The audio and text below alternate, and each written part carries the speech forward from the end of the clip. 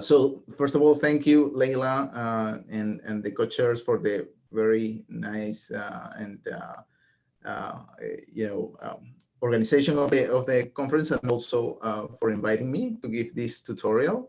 And thank you for the introduction too. Yes, I am working at Microsoft Research in several aspects of cryptography, especially post-quantum crypto in the last years, but I have also worked on elliptic curve for a while. And now with this post-quantum wave, now I'm writing it and working in this NIST PQC process. So this tutorial actually covers these two aspects that I have been working on for several years. You can see here the highlight of software implementation of post-quantum curve-based public key crypto, because I plan to cover these two aspects, elliptic curves and on the classical side, and also isogenies on the post-quantum side, especially the psych candidate that is currently in the NIST competition. The tutorial is going to cover practical aspects, but I also plan to give some theoretical background for elliptic curves and also for isogenies and SADH and psych. I'll start slowly with, giving some post-quantum motivation to this area of post-quantum cryptography. Then I'll jump to implementation aspects of PKC, covering some preliminaries, like, for example, CISC versus RISC computer architectures, the x64 instruction set architecture. Then I'll jump to side channels and especially covering timing and cache attacks. I'll cover aspects of computer representation, computer arithmetic, touching the two case examples that I mentioned, ECC and psych. Then I'll jump to modular arithmetic, and then in the second and third part, I plan to go deeper in the theoretical aspects of ECC and psych, and also cover implementation details of both.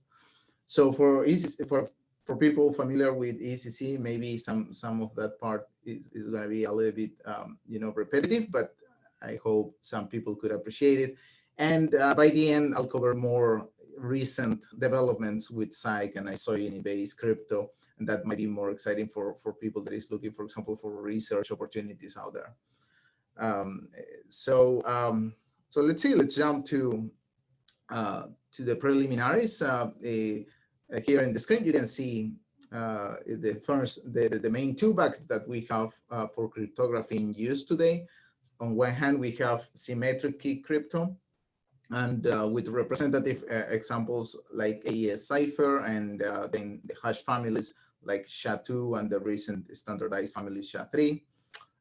On the other bucket, we have public key cryptography with classical examples like RSA that is based on the factoring and the difficulty of the factoring problem. And on the other hand, we have also crypto systems that are based on the difficulty of discrete logarithms and elliptic curve discrete logarithms. So we have DSA and DH schemes, and the counterparts ECDSA and ECDH schemes. So let's see. Now, as many of you know, public key crypto in the open publicly started with the discovery of Whit Diffie and Martin Hellman in 76. But there is a hidden story, or kind of less known history, because public key crypto also had a classified discovery by the National Security Agency in England, by the British GCHQ in the early 70s. But well, for most people, public key cryptography got to be known by this discovery of Diffie and Hellman.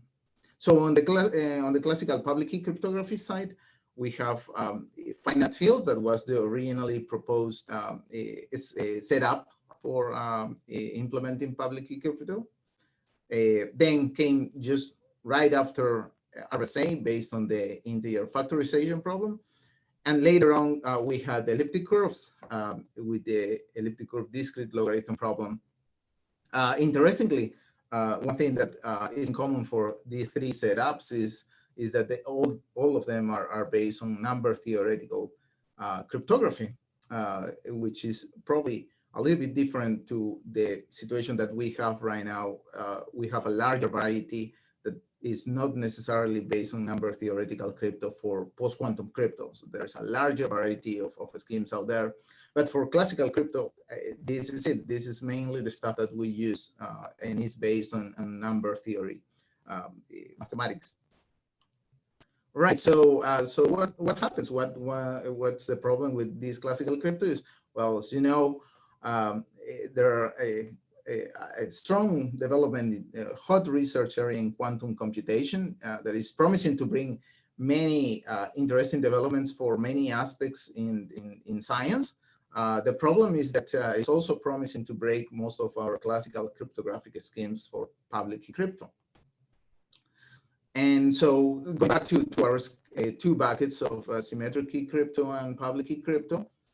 On the asymmetric key crypto, probably there is not too much problem because due to Grover's algorithm, there is only a square root speed up on a large scale quantum computer. The advent of quantum computers can be dealt with just increasing a little bit the sizes of the keys. Some people says twice the length, and that could be more than enough to cover for this problem for symmetric crypto. But for public key crypto, the problem is that for factoring and discrete logs and elliptic curve discrete logs, we have the Shor's algorithm, and this algorithm actually promises to break these two problems in polynomial time. So it's a devastating attack that can be realized by a large scale quantum computer. So this is the problem that we are facing and looking for solutions right now to it. A main question at this point is when will a large scale fault tolerant quantum computer be built? Right, that's the $1 million question, because depending on that, then we have to hurry up or just take it slowly on how fast we adopt a new post-quantum cryptography. And to illustrate the risks that we are facing, I'm posting here in the screen a very interesting graph. This graph was published by the Global Risk Institute in 2019 in a publication titled Quantum Threat Timeline. And this was authored by Michele Mosca and Piani. And in the graph, you can see on the vertical axis the time span in which some experts believe we will have a powerful enough quantum computer that will put in risk our classical crypto. So we have time spans of 5, 10, 15, 20, 30 years. On the horizontal axis, we have the likelihood, the risk in terms of probability. So we have going from green, yellow, orange, and reddish, we have 1%, 5% probability, 30%, and then going up as the darker the red becomes, then people believe that the probability of having a quantum computer is greater. So we have 50, 70, 90%, and 99%. So as you can see, the majority of people think that in the next 5 to 10 years, we are gonna be okay. The probability is still relatively low, but then the key observation here, if you look at the case of 15 years from now, then the interesting data point here is that 50% of the respondents say that they believe that their chances are greater, are 50% or greater than 50% to have a powerful enough quantum computer. So this is a very interesting data point, and this survey comes from about 22 experts in quantum computing. So maybe to give us an idea of the the kind of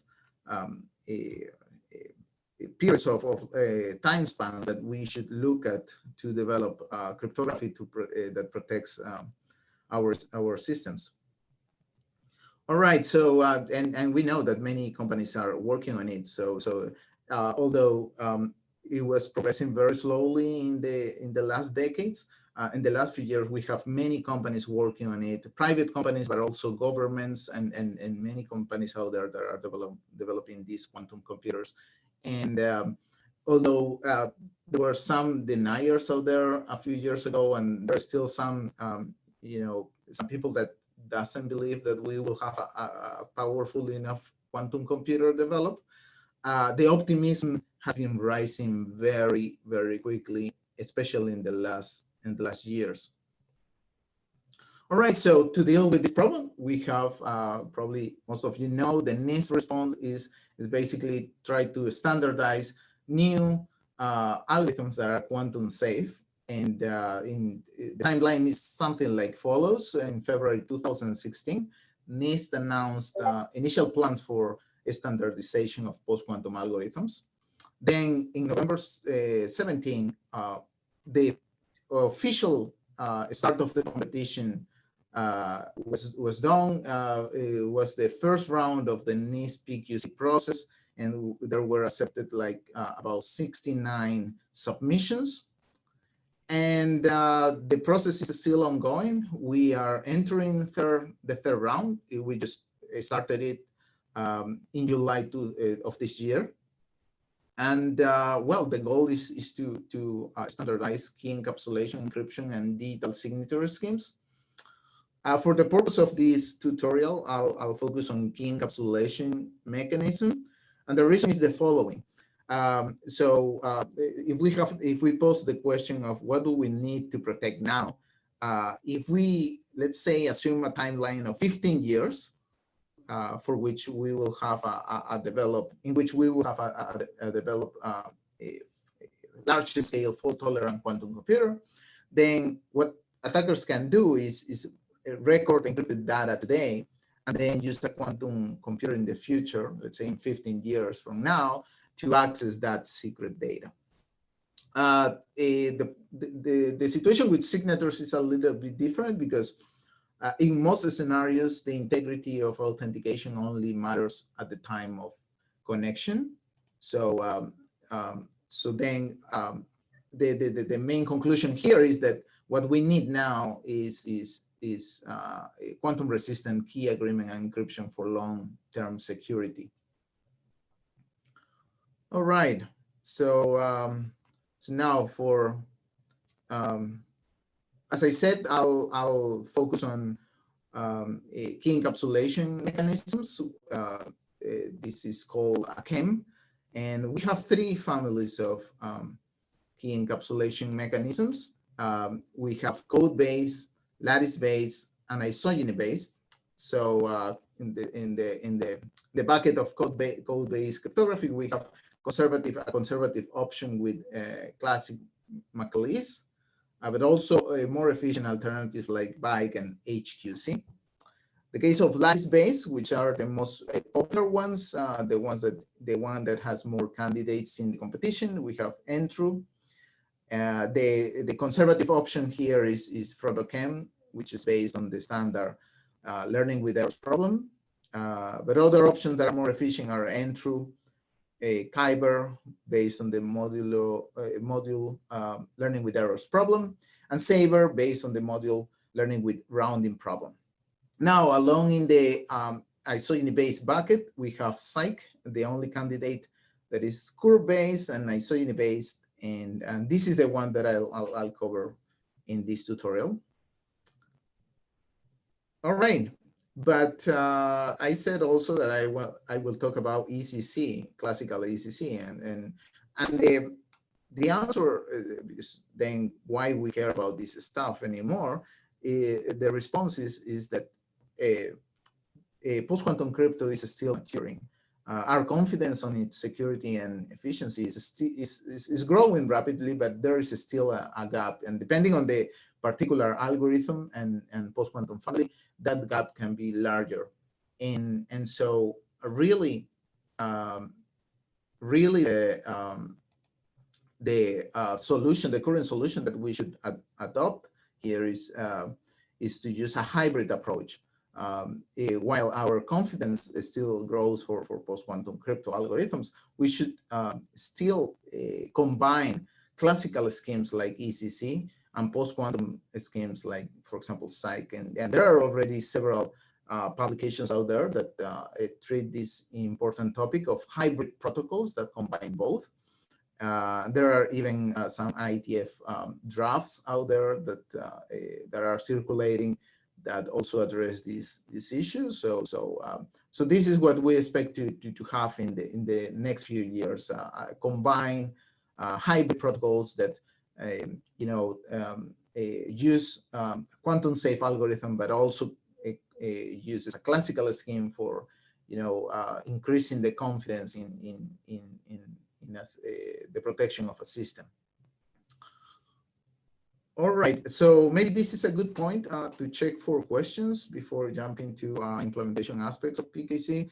So let me go and check if there are any questions at this point. Okay, so there is a question in the graph in the slide number 8. I think that's the one where I show the survey. Are there experts in quantum computer development? Yeah, I believe these 22 experts that were considered, they all fall in the category of quantum computing experts. I don't know the names of the experts. This is in the, I can go back to that slide and probably mention again, this is a publication by the Global Risk Institute. So this publication can be accessed, and maybe there are more details there about the experts that were asked about their opinions, but they all are quantum computer experts that know or are closely following the development of quantum computing. All right, okay, so now let's continue with the presentation. Let's go back to implementation aspects of PKC. Let's begin with some preliminaries about this. And one first topic, basic topic is the topic of computer architecture, CISC versus RISC. Complex instruction set computers or versus the reduced instruction set computer architecture. And many years ago, this was a big deal. Like the differences between the two were really notorious. So on the CISC side, we have complex multi-clock instructions that do multiple operations in one pass. We had memory instructions that were incorporated or are incorporated with other kind of instructions. This given this integration, the smaller code size, the code size is smaller, but relies on more complex hardware. On the positive side, the compilation work is less because translation from a high-level language to assembly is simplified by these complex instructions. So an example of this is our x64 processors. On the RISC side, we have simpler single clock instructions. Memory instructions are separate from other kind of instructions like arithmetic instructions. But for that reason, the code size is larger. On the other hand, it relies on simpler hardware, given these simpler instructions. And on the negative side, the compilation work is harder because we need to translate high-level languages to assembly that requires these simple instructions. And an exemplar case in this for RISC is our ARM processors. But what's happening nowadays is that the division between the two are blurring. There is a less distinction. The properties between or the difference between the two are disappearing, slowly disappearing. For example, in the case of ARM processors, we have seen that they are becoming more and more complex, and they kind of follow some of the optimization techniques that, for example, x64 processor have been using for years. So definitely over the years, we have been, the lines between the two blurring. These are the ones that you see in the screen are some of the optimizations that, for example, now RISC architectures are starting or have started using. For example, aggressive pipelining, aggressive branch prediction, superscalar execution, out of order execution, all these techniques that traditionally belong to CISC architectures are kind of borrowed by RISC. But at the end of the day, one remark that I should make is that this is really processor or microcontroller dependent, right? So maybe the summary here is software implementation can still take advantage of coarse grain differences between CISC and RISC when implementing, but we should keep track of the specific characteristics on a CPU by CPU basis. For example, Cortex M4 is a more traditional ARM architecture that still remains a RISC architecture in the proper sense. But again, there are now a large variety of ARM processors that go from very simple to very complex. And so these are the kind of stuff one should take into account for a software implementation. All right. So just very quickly, just remind you, I'll use the x64 ISA for our examples. So let me just touch briefly. We know that on Intel AMD desktop server processor, we have 64-bit general purpose registers for the x64 ISA. Here are the registers that we have available. And these cover, and then the kind of operations that we have covered by this architecture are arithmetic, logical, memory to register, and register to memory move instructions. And all of them operate over 64-bit integers. But interestingly, for x64, or also known as x86-64, there is backward compatibility with 16 and 32-bit x86 code. So that's also a contribution of the complexity of these kind of architectures, right? Because this backward compatibility is a requirement. All right, so some relevant instruction that I mentioned here. Well, we have the classical addition with carries, subtraction with carry, or subtraction with borrow, shift to the right, shift to the left, bit test reset, bit test set, and then logical operations like XOR and OR and so on, right? On the multiplication side, we have the classical mul instruction that, given two 64-bit inputs, give you a 128-bit output. It's a powerful operation. And then the most recent mulx, which is basically the mul operation, but in this case, this instruction doesn't affect the carry flag. All right, so maybe let me check very quickly if we have questions at this point. I think I don't see any questions. So let's now jump to the topic of side channel attacks. So as most of you should know, we have a plethora of side channels that can be exploited by an attacker to attack an actual implementation of a scheme. And the different side channels that are available are many, like timing, power, electromagnetic emanation, and many others. But it has become a standard in the crypto implementations to provide security against a first line of attacks, and those are represented by timing and cache attacks. So any implementation out there at the very minimum should be protected against these kind of side channels.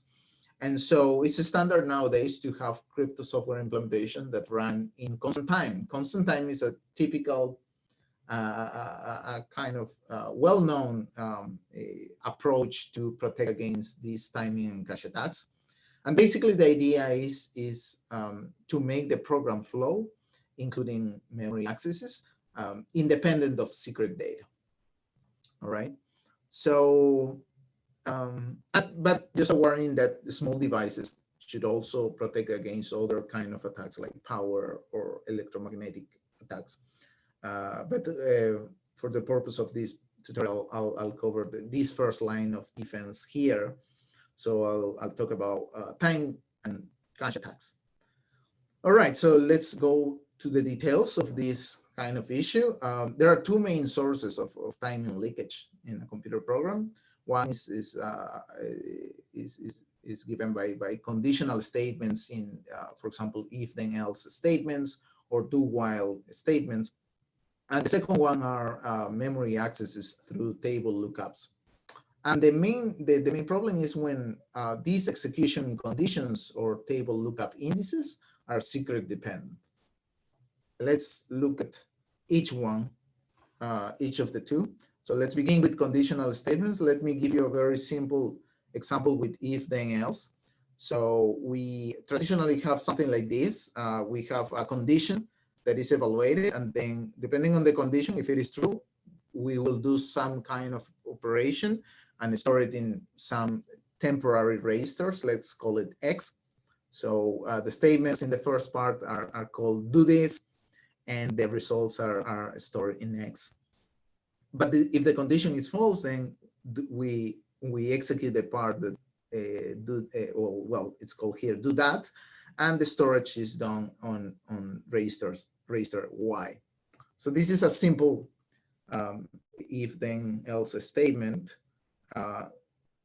And the main problem is that even if we use this very same instructions in each of these two parts of the code block, the problem is that the time to execute each one is many times not the same. And the main source of difference here is the branch predictor. The branch predictor tries to guess what is the block of code that should be executed in advance. And so many times the branch predictor just tells the CPU begin executing some part of operations, and then later on checks if that code should have been executed or not, right? And so if shouldn't have been executed, then what happens is that the CPU have to retrace the computation. And if that's if that happens, then there is a notorious timing difference between the two parts of the execution in the if then else statement. And that's the leakage that can be exploited by an attacker. So let me show you a very simple countermeasure to deal with this issue with an example. Basically, the solution is to replace conditional statements with masking and logical operations. So for our very simple if then else statement, we could do something like what you see in the screen. So let's assume that we have condition that can be 1 or true, or 0, which represents false. Now, we first create a mask here, right? That is condition minus 1. If in this operation, if condition is equal to 1, then the mask becomes all zeros. But if not, if the condition is false, then the mask becomes all ones, right? Next, we do the two operations that we need to do in the if then else block. So we do this and do that, okay? And we store it in temporary registers XX and YY, okay?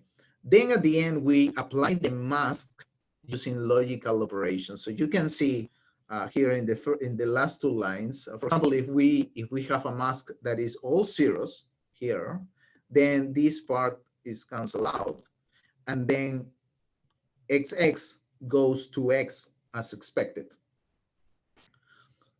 because we had all zeros, then this part also in the second statement is canceled out, and you can see that y is preserved. There is no change to y. So this works as intended. Now let's assume the case of the mask being all ones. If it is all ones, then for this part is preserved. You can see in the screen, I'm marking it with red. And if that's preserved, then the XOR operations will cancel out XX, and X is going to be preserved as originally intended. And in the second statement, we will have this highlighted in red, preserve, and the Y's will be canceled out, and YY is going to go to Y, and this is what we wanted, right? So X is preserved, YY goes to Y when mask is all ones or a false condition.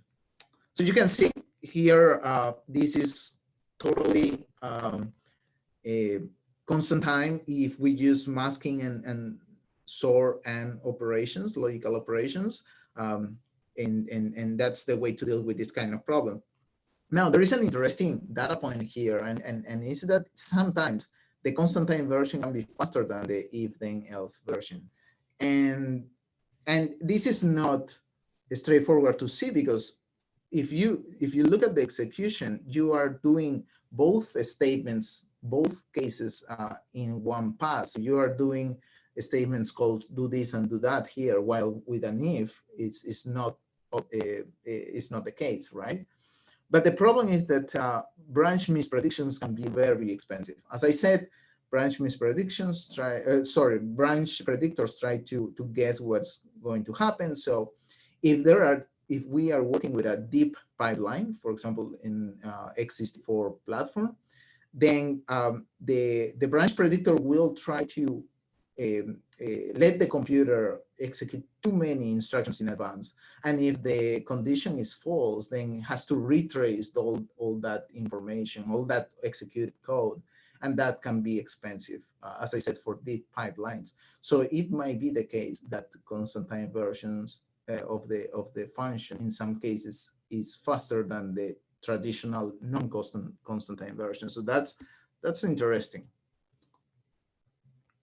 All right, let's now look at the second case with table lookups. When we have memory access through table lookups, this is the second source of leakage.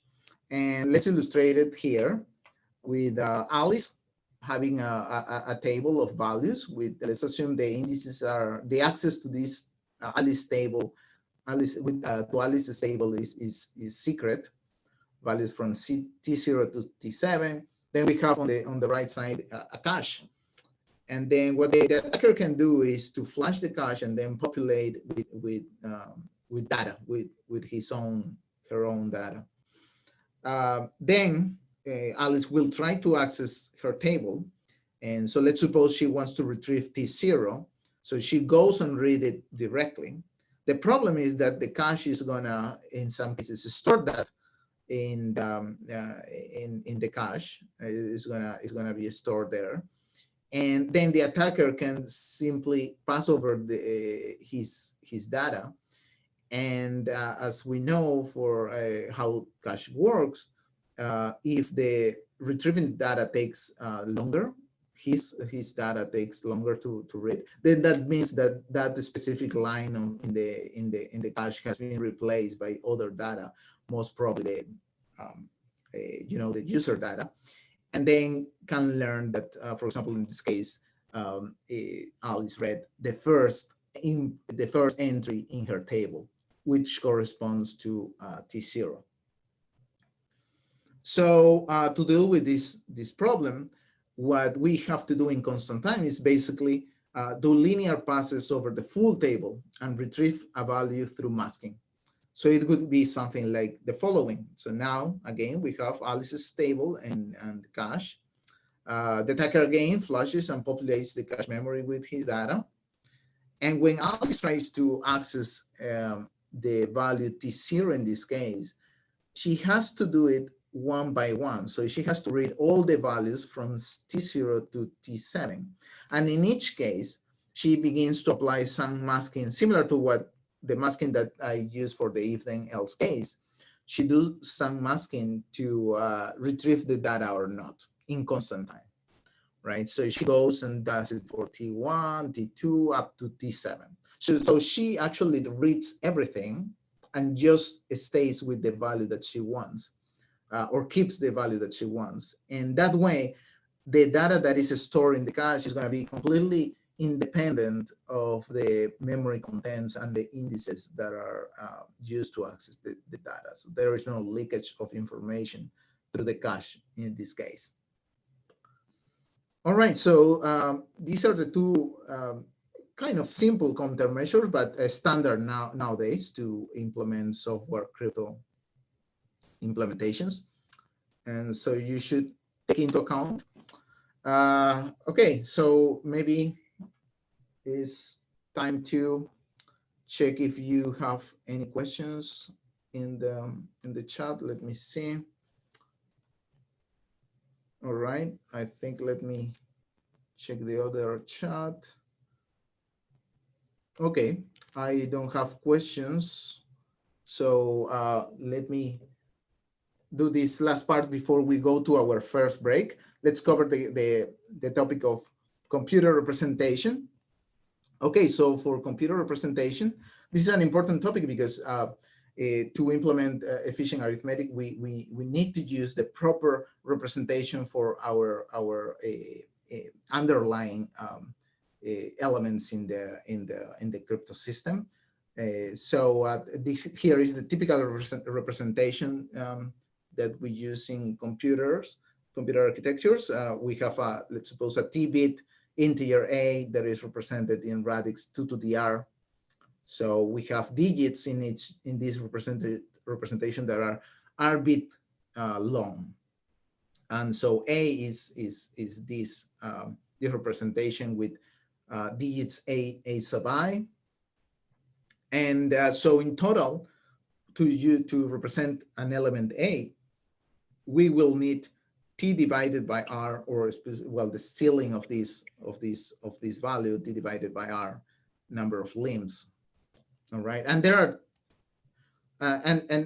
well, let's before talk about w. This is our computer word size, and it typically is 8, 16, 32, or 64.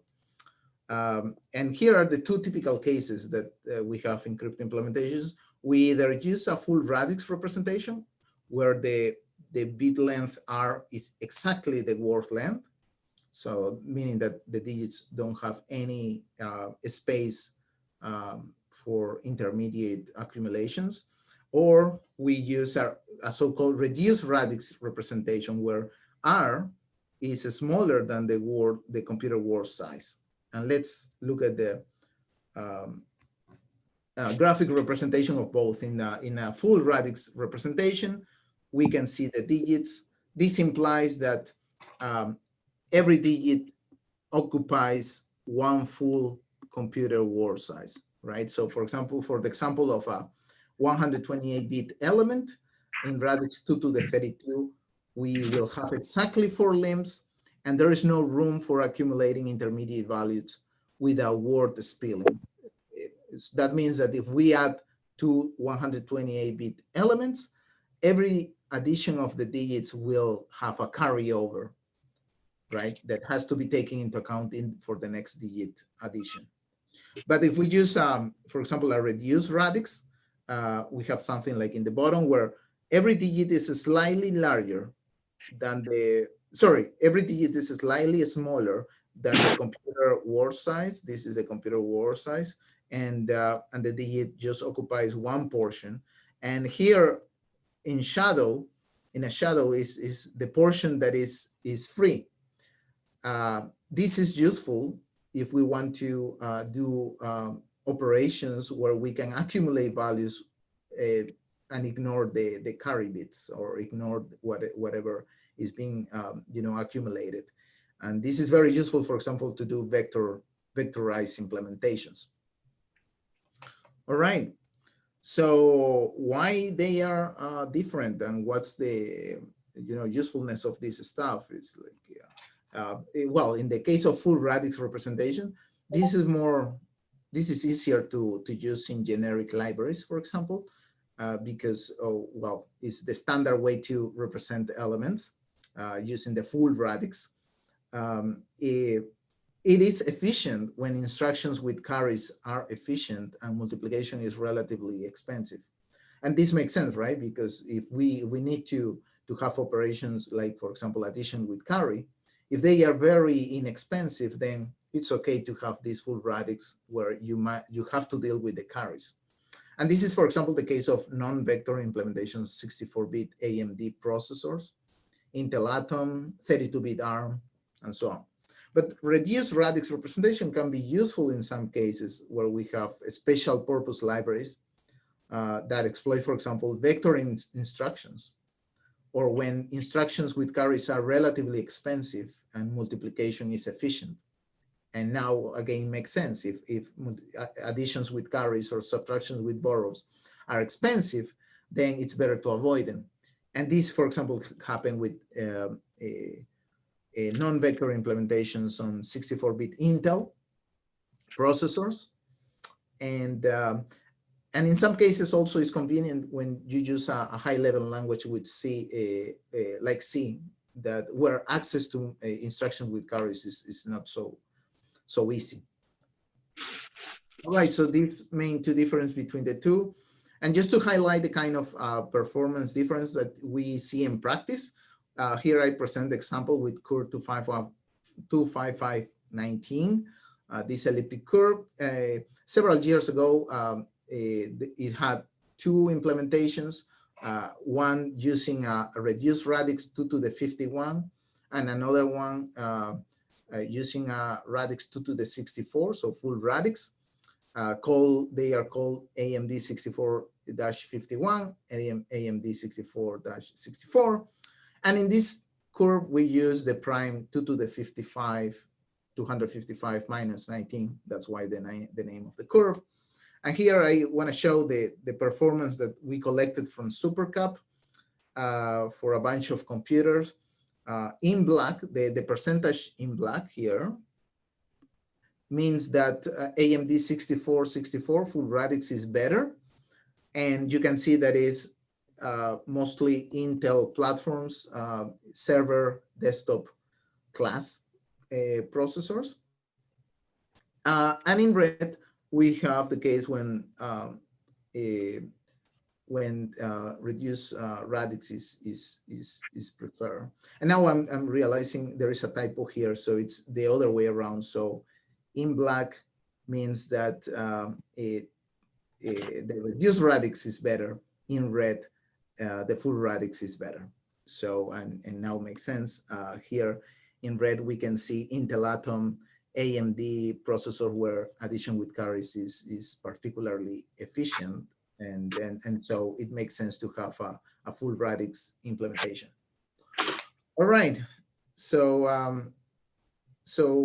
I think I'll make a first break at this point. We have about 50 minutes going now. After the break, I'll touch computer arithmetic aspects and begin talking about ECC. So let's take a break, let's say for 15 minutes. So in 15 minutes, let's get together again and continue with the second part. And I'll also take the time to read any questions that you may have. Thank you. See you in 15 minutes. The tutorial, the second part of the tutorial. So first announcement is that I have shared the slides on my website. So there's a link that you can access in Discord. So take a look there and download the slides. Probably will make it easy. So it's the very first entry in the web page that I posted on Discord. So go ahead and take a look. Let me know if you have any problems accessing it. but should be there a PDF for Space 2020. So look for that entry. Is the very first one in the web page that I posted. All right, so let's share my screen again. Okay, so let's see. There were a bunch of questions. I wasn't able to answer them. I'll check them out later. I was trying to post to upload the slides in the last few minutes, so so I was busy with that. But I did respond some of the questions at the beginning of the break. All right, so let's continue with the computing arithmetic part of the implementation aspects of public key crypto. Let's see if I can get this rolling. All right, so as I said, I'll cover both. On the classical side, I'll cover ECC, and on the post-quantum side, I'll cover Psych. What happened at the arithmetic level, at the computational level, is that we have some kind of structure for all these schemes. There is always an underlying arithmetic level, a primitive level, and then the protocol level up at the top. So, for example, for the arithmetic level, the underlying arithmetic level, we can have something like modular arithmetic at that level. At the primitive level, we can have operations like exponentiation, scalar multiplication, curve and isogeny arithmetic. At the protocol level, we have schemes themselves like key exchange, signature, encryption schemes. For example, in the case of ECC, what we have is at the bottom of the ladder, we have the field arithmetic. These are commonly operations like multiplication, squaring, addition, inversion over a prime field represented here FP with P prime.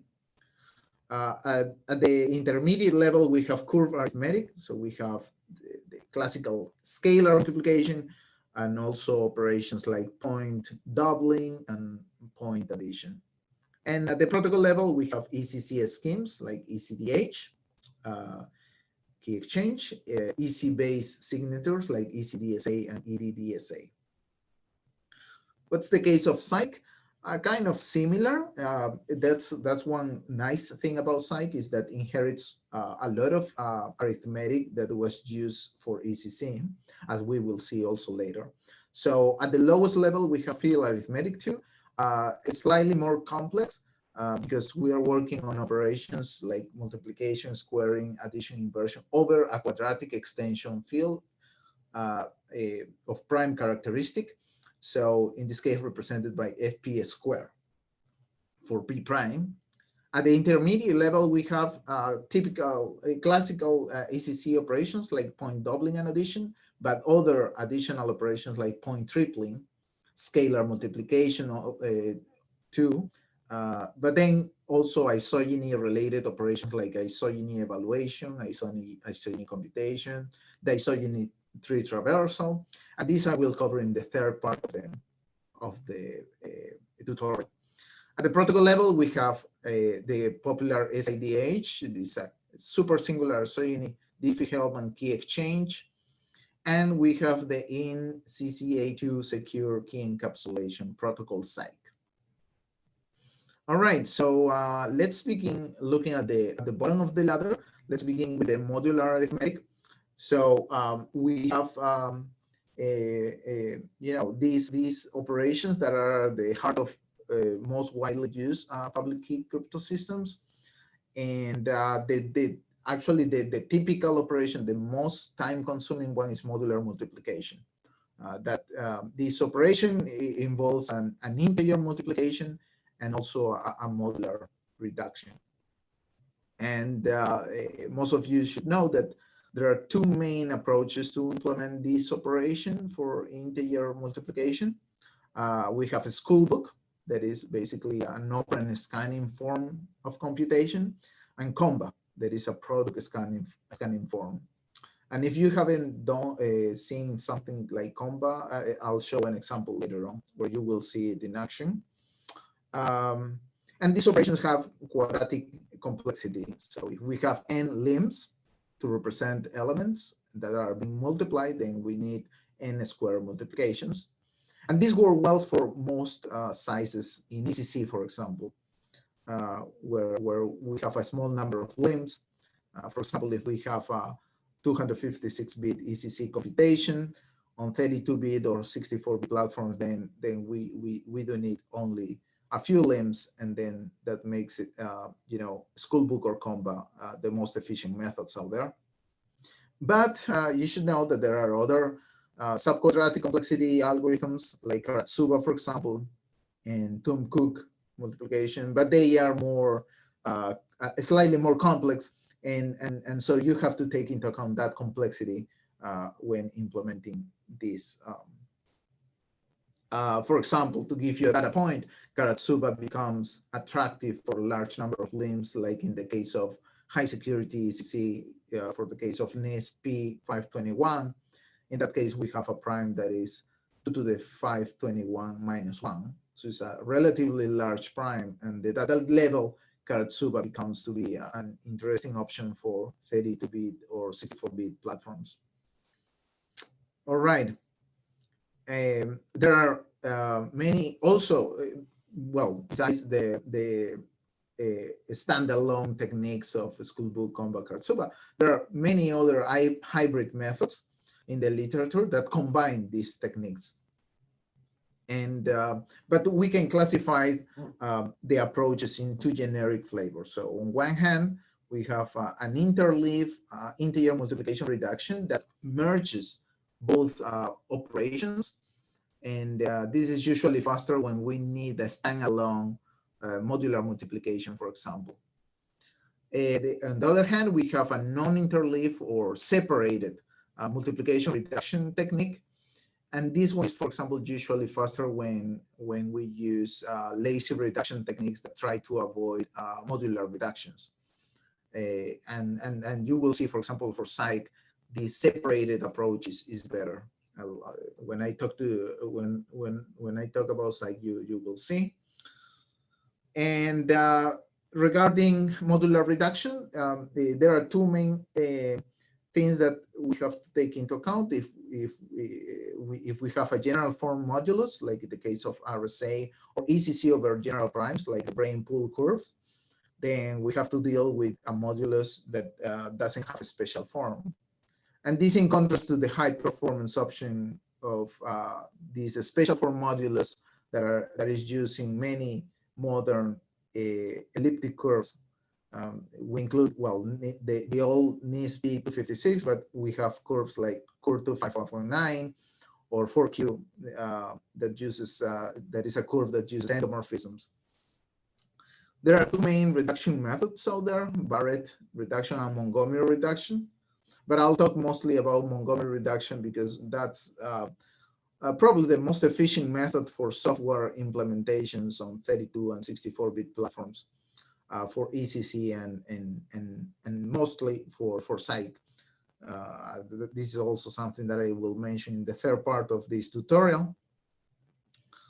So let me just mention some special forms out there that are very popular for high performance ECC. So we have, first of all, generalized pseudo-Mersenne primes, also known as Solians primes. And in this case, we have as examples a NIST P256 with this many number of terms, or ED 448 Goldilocks, which has 3 terms on it. So these are generalized pseudo-Mersenne primes. We have also pseudo-Mersenne primes, also known as Crandall primes. And this is the prime that is used for curve 25519, for example, with this prime 2 to the 255 minus 19 prime. And in the last bucket, we have even more compact and faster primes, which are Mersenne primes. These are very scarce, but when available, they are extremely efficient. And this is the case of NIST P521 prime, 2 to the 521 minus 1. And the prime that we use for the 4Q curve that I mentioned, this is an extremely compact prime, 2 to the 127 minus 1. I'll use this prime for some of our of my examples because it's very compact and easy to explain. I'll also use the Kurt 5 prime for the examples later on. All right. So here is actually the first example that I will show about a constant time field multiplication for the Kurt 5 prime. This is for a 64-bit platform. And to implement field multiplication, in this case, we take the following approach. We use a full radix. Okay, so let's assume full radix is efficient in this 64-bit platform. That means that if we have two operands A and B, you use 4 operands for A and 4 operands for B to represent field elements. And now here comes the notation is right here at the bottom right. We will assume that register T holds two 64-bit bits. TX holds 64 bits, so it's a 64-bit register. And then we have a carry or borrowed bit that is denoted by C, okay? So let's begin with the integer multiplication here. And here, let me first highlight that this is a comba style integer multiplication. You can see, you can distinguish it because in each line of the multiplication chain, you have a specific weight. For example, in the first line, you have weight 0 of these indices. In the second line, the weight of the indices of the operands is 1, and so on. So you have 2 here, 3, weight 4, weight 5, and weight 6. And this is all you need for the integer multiplication because, well, you have 4 limbs per operand, per input operand. So you need 16 multiplications. And they are stored in registers from T0 to T7. Okay, so up to this point, the intermediate result, it can be represented by something like this. Let me write it down here in red. So you have something like T0 to T3. This is not a minus, this is a dash. And this is to the 56 because we have 4 register before from T4 to T7. All right. So here is some representation of the intermediate result. And this is useful for the reduction part, as you will see. The reduction is particularly efficient. This is a pseudo-Mersenne prime. So here is the part that we will use for an efficient implementation. So in a field like this, you can use the fact that 2 to the 56 is congruent to 38. So this is shown here. And we will have outputs in this range, in between 0 and 2 to the 256 minus 38. And you will see why we do that in a moment. Unfortunately, I don't see this from the other side, but let me just copy it here. Okay, so we will use this congruence in the reduction. So what we will do is, and let me copy it again. Unfortunately, I don't have it in this part, but we have a representation like this, right? Here is the representation. And if we use the congruence on this field, then 2 to the 256 becomes actually 38, a very small number. So we are actually, to reduce the whole thing, we are actually going to multiply by only 38 the upper part of the intermediate results. So remember, this multiplication is going to multiply, and you will see here the first pass. You are going to multiply all this upper part of the intermediate result, right? And this is going to be added with T0, T1, T2, and T3 as the expression that I wrote implies. All right. But what happened is that after multiplying by 38, that part, there could be still a carryover, right? Spilling out these four registers. So you actually now your representation is something like this. It's this 0 to the 3 plus 2 to the 56 times t. Only t remains, right? So so now you can apply the same trick and replace this 2 to the 56 by 38 as our congruence indicates. So the next step in the reduction is actually going to be this small multiplication. Now it's only a register that you multiply by 38, but then you have to, propagate the carry, right? So you have to perform still 4 additions with T0 to T3, right? Now, there is one more optimization that we can apply here, and it's kind of interesting. So instead of multiplying by only T, what we can do is multiply by T plus 1, okay? And that means that we are inserting a 38 here that is just made up, okay? So take into account that we are making up this, and we are adding an extra 38 artificially, right? But you will see why later on. Okay, so this is our second pass where we multiply by 38 and the first term and add this extra 1 here, and then we do the full pass with the additions, right? Now, what happened is that we could still have an extra carry spill. So basically, we can still have this situation. If you analyze the bounds of the operation, you can have a situation where you have this operation now, this representation where C is only a bit, can be 0 or 1, okay?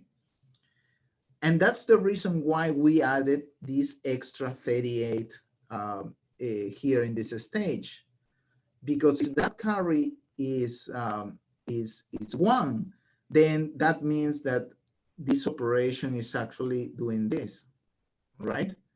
And so when we add the extra carry, what we need to do is to, because we are spilling over, is to subtract by the prime, and the prime, well, or the multiple of the prime is this, right? If we are spilling over for 1 bit, if we are spilling over for 1 bit, the operation that we need to do is this, is add to the result. We have to add that value or subtract the prime multiple to the result.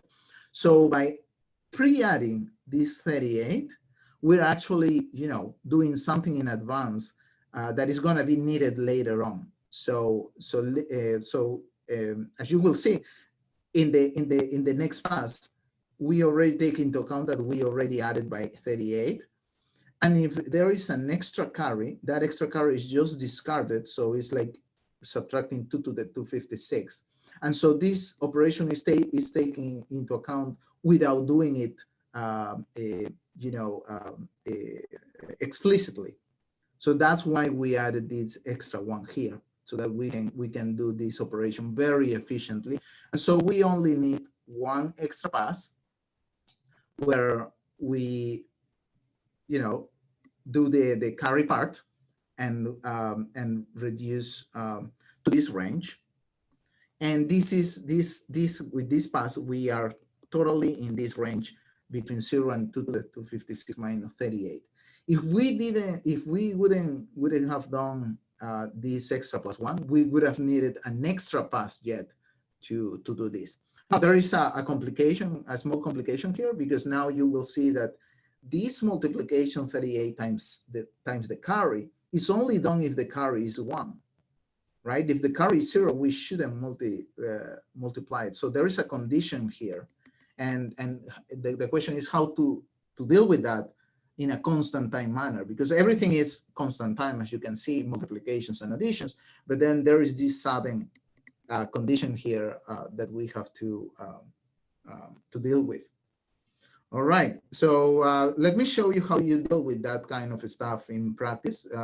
So here is the full assembly implementation of the previous function, and this is a 64 assembly. Let me split this to better understanding. The very first part is just the integer multiplication up to here. The integer multiplication does the 16 multiplications, and you can see, for example, a typical iteration is here. So it's a multiplication where you have the mul instruction, and then you have, for a comba method that we are using, then you are using 3 additions, and add with carries. And this is a typical iteration. We have 16 of these for the 16 multiplications. Now comes the reduction part. You can see here the first pass is this part with the 4 multiplications. So up to here with the corresponding additions. So this is the full first pass. And then you have, and here is where we add the extra one that we need. And this addition is only a small addition here. So very efficient. The second pass is right here. So here is the second pass. And here is only a multiplication by 38. So here is the constant and the multiplication, and a very fast pass. And finally, here we have the third pass. And here we deal with the condition. So for that condition, we use this conditional move instruction that runs in, that is constant time. And basically this cmove instruction, what it does is evaluates the carry of the previous operation, or the carry that is there. And if the carry is set, then it's gonna move R12 to array X. And R12 is zeroed here. So R12 is 0 at this point. So if there is a carry in the previous operation, then we are going to move 0 to array X, meaning that, and then we do the subtraction with that value, meaning that we are moving this value 0, and we are not subtracting anything. But if there is no carry, then this constant 38 is preserved in array X, and we are subtracting 38. And this is because we added it here, right? So we added a 38 that wasn't needed. So when the carry is set, that means that this addition of 38 wasn't needed, so we have to take it out. And this is the way to do it in constant time with this cmove instruction. These are very useful instructions that can be used in all these in these software implementations of field multiplication, for example. All right. So if you have questions, probably good idea at this point, put it in the box there. Let me finish with modular reduction, then check for questions. You might have some. So modular addition is actually much simpler. The only thing you have to deal with is that there is a typical if then else statement, right? Because if you are adding the field elements A times B, if they exceed the prime P, then you have to do a subtraction. So that might be problematic. So let me show you now how to do it with a prime like 2 to the 127 minus 1. This is the 4Q prime that I mentioned before, and this is very compact, so that's why I'm using it for the example. So in the first part, basically you have, well, first of all, you have A0, B0, doing it A1, sorry, B0 plus, sorry, again, and B1, and this is A and B, and you are adding it together. So in the first part, you are just basically doing the addition of A0 plus B0, then you have a carry, and doing A1 plus B1. So at this stage, we have a representation like this. So you have T0 plus 2 to the 64 T1. Okay. Now, in this case, we will use the fact that we have this congruence. 2 to the 127 is congruent to 1 in this field, right? So that's basically what we will use now. What we do is that this is congruent to T0 plus to the 64 T1 prime, let's call it T1 prime, because now the very top bit at the 128th position,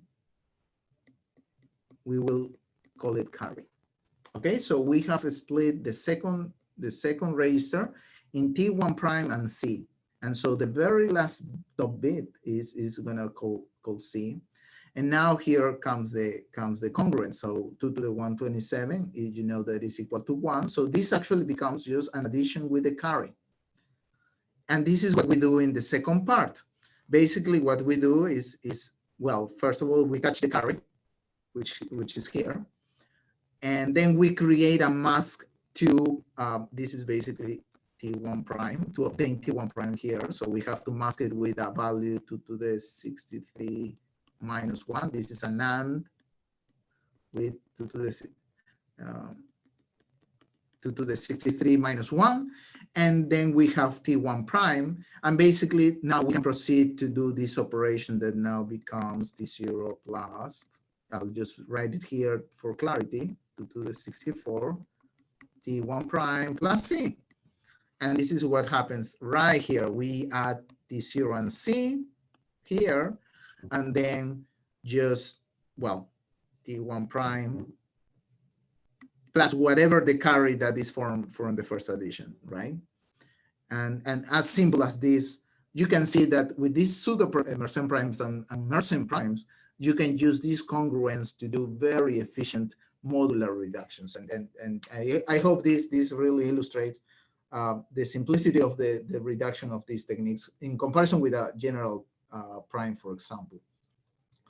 And here is the implementation itself. It's even simpler to do it because there is an instruction in x64 instruction set architecture that is called bit test reset. What it does is basically evaluates certain bit in a register. In this case, the very last one of the so here R0, R8, sorry, contains T0, R9 contains T1, and so here is doing the masking that we needed to do with here the masking, sorry, the shifting and the masking is actually being done just with the bit test reset, because just evaluates that bit and then clears it if there was a carry. If the carry was 1, then we reset, and that's like doing the shifting and masking. And then we just perform the last addition that I show here, which is this addition, right? Already at this point, R0 still T0 and R9 contains T1 prime that we did it. And then notice that the very first addition here is addition with carry, because we are adding the carry here, right? And so that's basically this operation right there. So you can see that the masking, ANDing, and addition itself is pretty efficient, and this is a smart way to do it. All right, so so this is the modular addition for this specific Mersenne prime, and you can do similar optimizations for subtraction. It's almost equivalent, but obviously using subtraction instructions. But the similar technique applies.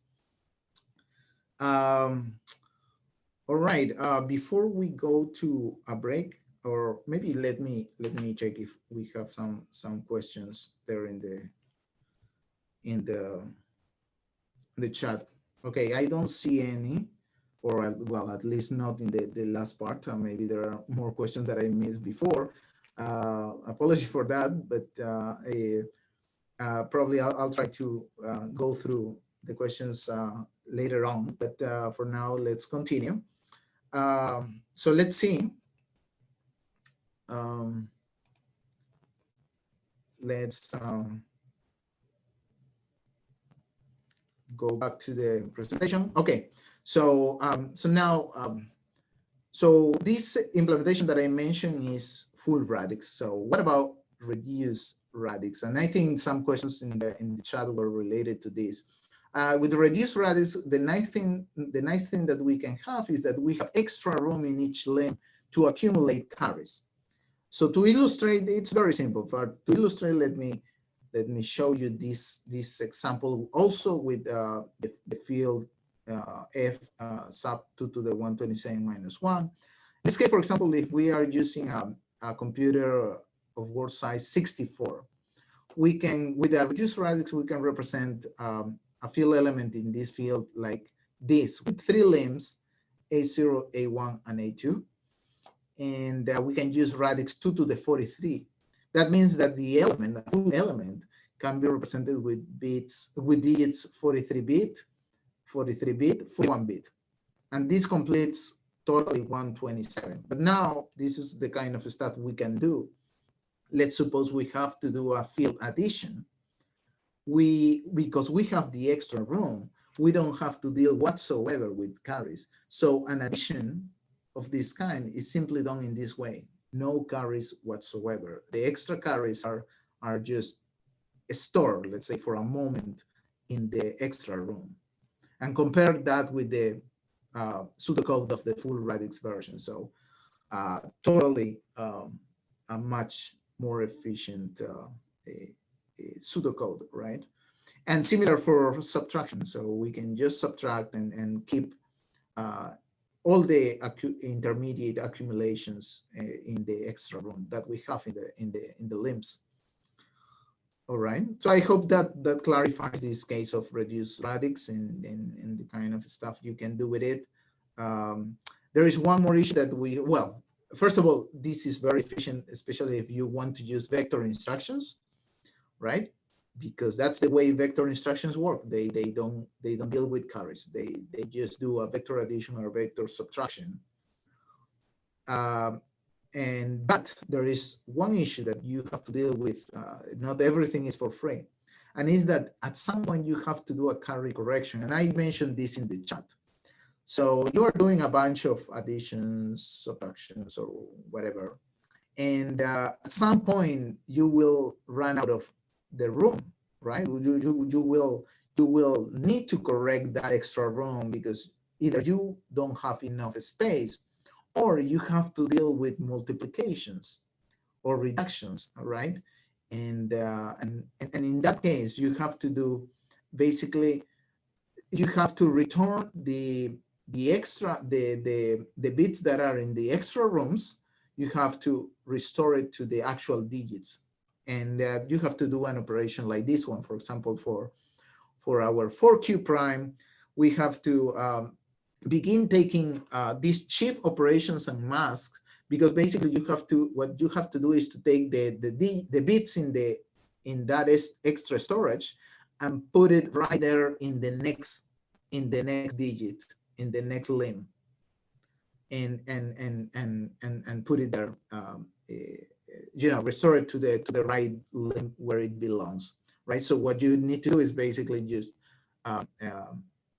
shifting operation and then an addition where you have to put it back, right? And this is basically to put it back. For example, the value, the extra room in T2 was put back in the very first one, and then T2 needs to be masked with the value that was taken out. So the extra room has to be eliminated there, and so on. So the value in T0, the extra values in T0, extra bits in T0 has to be added with the top bits in T1, or with T1. And then you have to mask that value that was added, mask out from T0, and so on. So you do this serial masking, shifting the values from one limb to the other one until you are done with the whole field element. And you have to do it.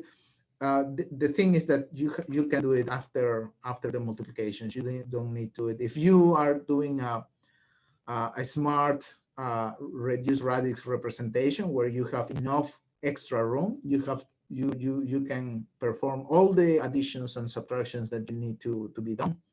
And then later on during right after multiplications or squarings, then you do these corrections to put everything in place again and kind of restart. All right. So as I said, one of the things that I said is that if there is access to an addition with carry, then full radix could be more efficient than reduced radix. This is the assembly implementation that I show. Or if you, for example, have access to intrinsics. But reduced radix can be more efficient when you're using high-level languages, for example, when you don't have access to these additions with carries or subtraction with borrows. And also reduced radix, as I show with the addition operation, can be much simpler to implement in some cases. I mentioned the case of intrinsics. So let me show you the simplicity again of using reduced radix in combination with Mersenne prime, like 2 to the 127 minus 1. And in this case, we will use intrinsics. So this doesn't belong to ANSI, but for example, there are the intrinsics that you can find with GCC or CLAN. And they support 128-bit data types, which makes it even simpler. And here is the full field multiplication in C that you can implement with intrinsics with this 128-bit data type. Actually, sorry, one comment here is that this implementation only meets the 128-bit data type. So it's actually the only requirement there, no intrinsics in this implementation, but it's to show the extreme simplicity now of this C implementation for the full field multiplication. And you can compare it with the assembly implementation for Curve 5519. Here is the whole field multiplication. Here in the first part, you have the integer multiplication part, and you are basically exploiting the fact that you have this 128-bit data type. So these are 64-bit multiplications, but then you can store the result in this data type, a special data type, and then that makes things extremely simple. And then at the very end, you have the reduction part that is also very simple, and similar technique here to what we did for the modular, for the addition part. So you take you exploit the congruence 2 to the 127 to 1, and with that you can have this very compact reduction. All right, so let's I think now we are 45 minutes in for this second part, and this is a nice moment to take a break because I'll then cover the part of ECC. And so let's take a 15-minute break and let's resume there to talk about this. Meanwhile, I'll see if there are questions that need to be answered.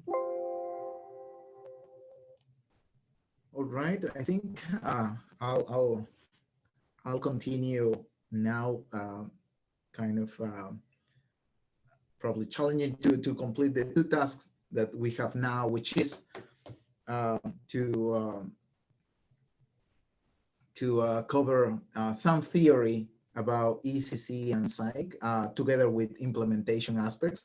So it's going to be a little bit challenging to cover these 2 topics in the about 1.5 hours that we have, but I'll try my best. So we'll see.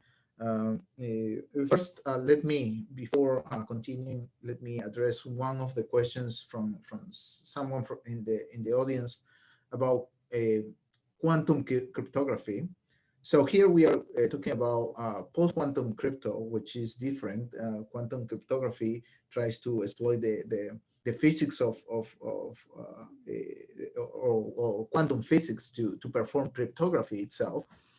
So that's quite different. That doesn't work in our regular computers. If we want to protect our computers, our standard computers, then we need post-quantum or quantum-safe cryptographic schemes that are the ones that I have been discussing here, like Psych and other lattice-based schemes out there. There is some controversy about the effectiveness of quantum cryptography. There are many experts out there that are of the opinion that quantum cryptography is not going to be successful. There are many physical barriers to use it in practice, and so it's a very difficult area, and there is no clear path. And apparently in some situation it could be problematic to deploy, expensive, and sometimes or maybe even with limitations in its capabilities. So that's to answer that question in the chat. And now let's continue with the presentation. Let's talk about ECC. Hopefully this is interesting for many of you, even if ECC is already a well-known area in cryptography. Still, I think it's relevant to then jump to Psych or isogeny-based crypto system that inherits most of the ECC arithmetic. So the main operation in ECC is scalar multiplication. So the setup that we have is that we have an elliptic curve E, which is defined in some finite field that we call it K here. And so the idea is that we form a group that is going to have a large prime order.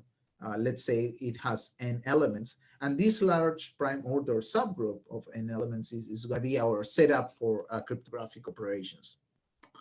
Okay, so scalar multiplication is basically then taking a scalar K, which is in the range between 0 and our subgroup order n. We take a point P on the elliptic curve and then compute K times P. So it's basically adding P K minus 1 times. So now we, based on this idea, we can have in the implementation side many variations of these scalar multiplications. There are cases where this K times P is computed with a variable point. That means that every computation at the point P changes. This is called variable-based scalar multiplication. Or we can have the case where the point P is fixed. And this is called fixed-based scalar multiplication, where we can exploit pre-computed values, multiples of P, to accelerate the online scalar multiplication. And we have operations like, mixed operations like double scalar multiplication, where one of the points is fixed and the other one is variable. And this is used, for example, for signature verification, K times P plus L times Q. K and L are scalars and P and Q are points on the curve. All right, and well, in this tutorial, I have been focusing on large prime characteristic. So we are working on a field FP, where P is prime, and this is going to continue for the rest of the tutorial. Here, let me show you a very a school version of the TLS handshake to illustrate the different operations that are required to perform ECDHE. This is the ephemeral version of elliptic curve Diffie-Hellman key exchange and the signature ECDSA, the signature scheme. So we have on the left side, we have the client and trying to connect to the server. So the client starts this handshake by sending a client hello message. And then the server is gonna compute a ephemeral public key, doing a computation like the one you see in the screen. B is equal B a scalar times G, and G is a fixed generator, a fixed point on a curve. And so this can be seen as a fixed base scalar multiplication. So you can pre-compute many values of G or many multiples of G, and these values can accelerate the fixed base scalar multiplication. We can then the server can proceed to do a signing operation. And this signing operation to have a certificate is going to require also a fixed base scalar multiplication, where we are assuming that h, the point h, is also fixed. So this is sent to the other party, and the client now has to verify the certificate, or basically the signature.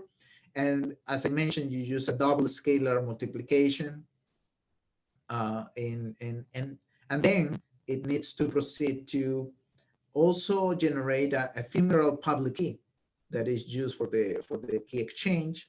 So that's this computation with a scalar a that is ephemerally is fresh, is produced right there, and at that time, and then computed multiplied with g, and g, remember, is also a prefix value. So then this is a fixed base scalar multiplication. Now we need to compute, once we have the public keys, we need to compute the pre-master secret keys. And this is basically doing an operation that one as the one below, basically taking the server public key and multiplying with the secret A from the client, and basically this produces the value AB times G. And this is basically now a variable based scalar multiplication. Why? Because the public key B was a fresh public key that was sent by the server. The server has to do a similar operation, a variable based scalar multiplication too, because now the server has the client, the fresh client public key A, and then applies his secret B. So do a B times A, and this produces the same value, the same secret value that the client produced, which is AB times B times G. So now we are computing for the shared secret variable based scalar multiplication. And once the pre-master secrets are computed on both sides, then we can actually begin the communication between the two parties using symmetric key crypto. And this illustrates, I hope it illustrates how a protocol scheme can use different scalar multiplication variants. All right. More information about ECC is that, well, we use an elliptic curve. The most popular form is called short y-stress, which I show in the screen, given by that equation. And the idea basically to form the group that we need in which we compute our crypto operation, it basically consists of XY points that are represented by XY coordinates. And these points with XY coordinates, together with a so-called point at infinity or identity element, they form together an abelian group, and this abelian group has a group operation, in this case represented by plus, which is the group addition law. And with that, we have our group to perform proper cryptographic operations and do scalar multiplication, doing point doublings and additions. And these point doubling and additions actually obey the group law, right? The group law, which is dictated by this plus operation. There are many, you can observe that there are many cases in a traditional y-stress curve. We have to deal with the identity element or a point at infinity. So we have to, every time we have to add points, we have to inspect if they fall in one of these categories. And if there is a identity or point at infinity element involved. This can be problematic in some cases, and I'll explain about this later. But the main two operations that we care about are point doubling, where the point that is added are the same, so it's P times P, or point addition, that is P plus a different point Q. And this can be geometrically represented by the graph that you see on the right. They have a geometric interpretation. And with this geometric interpretation, we can actually derive formulas like the ones that you see here for point addition and point doubling. And these are actually the formulas that are implemented in practice to do a scalar multiplication, right? With a series of point doublings and additions. All right, other facts about the curve forms. Well, the one that I mentioned, Weierstrass curves, is the most general and most widely used, I'd say. The order of the group is prime, which is nice for dealing with some problems in the implementation. But as I said, there are exceptions in the group law when you have to deal with the identity or point and infinity. And hopefully, or thankfully, actually, in the last years, there some researchers have developed complete formulas, and these complete formulas actually deal with all possibilities of the inputs, so that there are no exceptions anymore. And they are slightly more expensive, but they are more convenient for implementation purposes. Examples of Weierstrass curves are the nest and brain pool curves. But more recently, we have seen a variety of curve forms that are getting more popular, like Edwards curves or twisted Edwards curves and Montgomery curves. The nice thing about Montgomery curves is that they work very efficiently with the x-only coordinate formulas. So instead of working with x and y, you can perform most of the scalar multiplication with x-only coordinate, which is a nice compact, a nice way to make compact implementations. And they use the Montgomery ladder.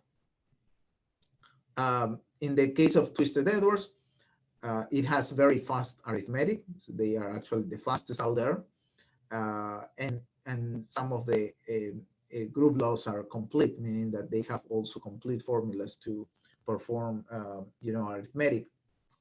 The downside of these curve forms is that they are not prime order, so they have some kind of cofactor in the order of the groups, and so one has to deal with this cofactor in certain scenarios. And they are only a subset of the curves. It's only a part of the curves that can be represented as Montgomery curves and twisted Edwards curves. All right, let's briefly, before jumping to the issues that one can find in an actual implementation, here is just the hierarchy of operations, similar to what I mentioned before. At the bottom, we have the field arithmetic, field addition, subtraction, multiplication, squaring, and inversion. Then at the middle, we have point doubling and addition of points. And with those operations, we perform the scalar multiplication at the top of the computational ladder. And at the top of this, of course, is the protocol level. Okay, so let me explain some issues that you can find in the implementation. These are security issues that we have to take into account. First of all, exception attacks. These attacks actually exploit the incomplete formulas that I mentioned before. So if there are exceptions in the formulas, the attacker can try to take advantage of those to try to reveal some information about the secret key. So the best way to deal with it is to try groups that have complete addition laws, like the ones that I mentioned, Edwards curves, or use the Weierstrass curves that are complete. And that means that the scalar multiplications run exception-free, no exceptions whatsoever, and then these attacks don't have a way to create a problem. The other issue that I already mentioned is some curve forms don't have prime order groups. They have some cofactor in them, right? And that cofactor can be a small value, can be a large value. And so some attacks called small subgroup attacks try to take advantage of that small cofactor to reveal the key. So this is obviously not a problem with the Weierstrass curve because, as I said, they are prime order. But you have to deal with it for Montgomery and twisted Edwards curves. So we have to clear the small torsion, or in this case, the small cofactor in some way. And this can be done at the very end of the scalar multiplication. This is inherently done during the Montgomery ladder computation of curve to 5519, or at the beginning of the computation, as we recommend for 4Q scalar multiplication. Just compute a small scalar multiplication to clear the cofactor, or use encoding like decaf or ristretto. They use a quotient group that gets rid of the small cofactor and abstract away from this non-prime order group and set up the whole thing on a prime order group, such that there is no possibility of a small subgroup attack. So these are ways to deal with these problems. And finally, the other one is called invalid curve attacks. So whenever you have a curve, mathematically you have a so-called twist curve. Kind of works. You can visualize it like a twin brother of the original curve. And if the twist curve has a large a cofactor, like like the one that I mentioned before for a small subgroup attacks, then you can try to make the computation run on the twist curve in some way, and then exploit a small subgroup attack on it. So this is kind of a expansion of this small subgroup attack using the twist of a curve. And so one way to deal with it is simple and inexpensive, is to validate input points to make sure that they are in the right curve. Or you can work with twist secure curves, meaning that the twist of the curve doesn't have this small cofactor problem that can be attacked. A setup also that is twist agnostic, like curve to 5/9, that doesn't have to deal with the twist. Yeah. All right. So getting back to the issue of side channels that I mentioned before, one way. Well, at the bottom of the arithmetic, I mentioned countermeasures to check the code and deal with this to make it constant time for timing attacks and cache attacks. But we also have to deal with other kind of attacks, like power analysis attacks.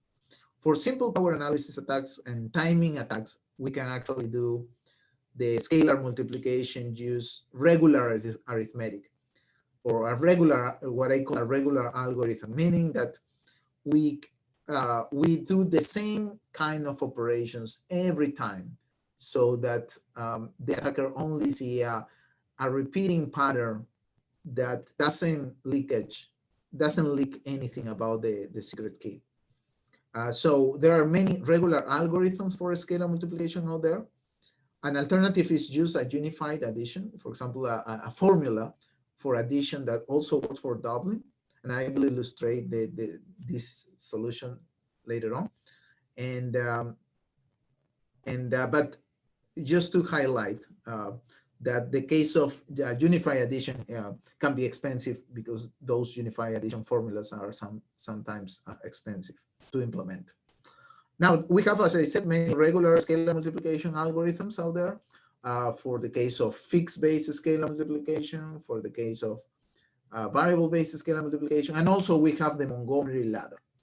And it might be, for those of you that are not familiar with the Montgomery ladder, let me very quickly illustrate how this deals with the irregularity of the execution, so that an attacker can try to guess the secret key. So first of all, let me show you the naive way to do a scalar multiplication with an example. Let's suppose, I'll write here in red, let's suppose we have to compute 5 times p. Our 5 is our secret, right? And 5 in binary, we know that is 1, 0, 1. So a regular, so here is what I will do. A regular scalar multiplication that does, for example, double and add without any protection is going to do something like this. First of all, we have a first value, p. We will initialize it as the identity element, or 0, let's say. And then for every bit in the secret, we will do a double And if the bit is 1, we will do an extra addition with P. So for example, in the first bit is 1, so then we will do a double of the value P, so that means that double the identity element to 0, 2 times 0, and then we will, because it's 1, the bit is 1, then we will add P. The result of this is P, okay? For the next bit is 0, we will do a double of the accumulated value, so it's gonna be 2 times P. And because we don't have we have a 0 here, we don't do an addition, so this value is gonna be 2P. And now we proceed with the last bit. Basically here we double again, so it's 2 times 2P. And because it's 1, we add P, and this becomes 5P. You see this progression using a double and add give you the result 5P, but the problem is that in each iteration you do either a double and addition or only a double when it's a 0. So an attacker that looks at the timing information can see that during this round, this iteration, the computation is faster because it's only a double. So this can give you some information about the secret key. So to deal with this problem, this irregularity in the execution, for that reason is that we use these regular algorithms, and one of them is the Montgomery ladder. I'll show you the case of the 2-point Montgomery ladder. This is the traditional case for ECC. And so in this case, let's suppose also we compute 5 times P. So we have our secret 1, 0, 1. Okay. And then we initialize with 2 registers, R0. This first register, the identity element, R1, is going to have our initial point P. Okay. Now, when we have a 1, what we do is we perform the addition on R0. And the addition is going to be between R0 and R1, but the result is going to be stored in R0. So it's 0 plus P is P. On R1, we will double the value of the value, so it's going to be 2P. Now, when we have a 0, we will do the operation on the other side. So we will perform the addition here. So it's going to be P plus 2P, it's going to be 3P, and we will store the result in R1 in this case for a 0 bit. And we also double this point now of R0, and it's going to be 2P.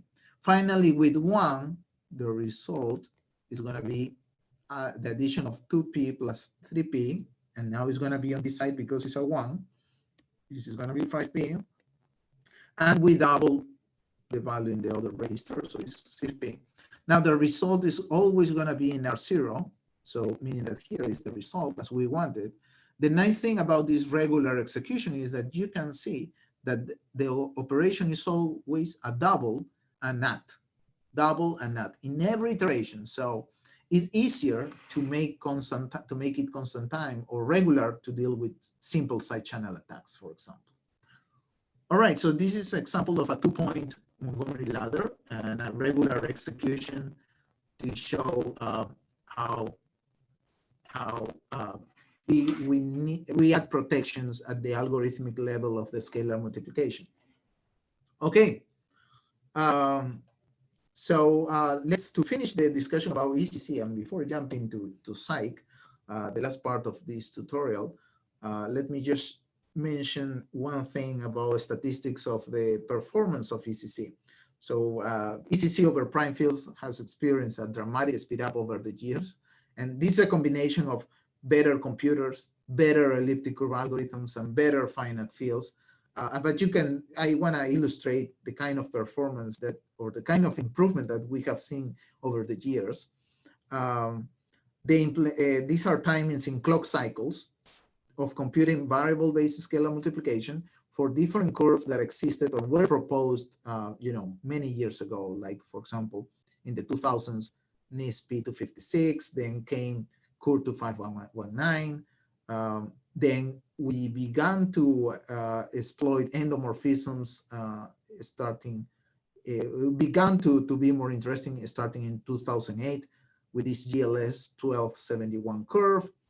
I have personally worked on some of these new curves, and the last one in the uh, in the evolution of elliptic curves is 4Q, which is a very compact and high speed curve that was proposed in 2015 together with Craig Costello. And you can see the kind of performance that we obtain today on a standard Intel computer. So you can see the striking difference between, the computation many years ago and the ones that we obtain now. Just to highlight that all the numbers in bold are for constant time implementations. So you can see really that several years ago, it wasn't a practice to do a constant time implementation, but it started to be the standard way to do it, in recent years. And now every implementation out there should be constant time, or at least protect in some way against timing and cache attacks. All right, so with this, let me stop the discussion about ECC. I'll check if you have any questions, and then we will resume for the case of to cover psych and to discuss this new post-quantum scheme. So let me just go quickly over the chat to see if there are any questions.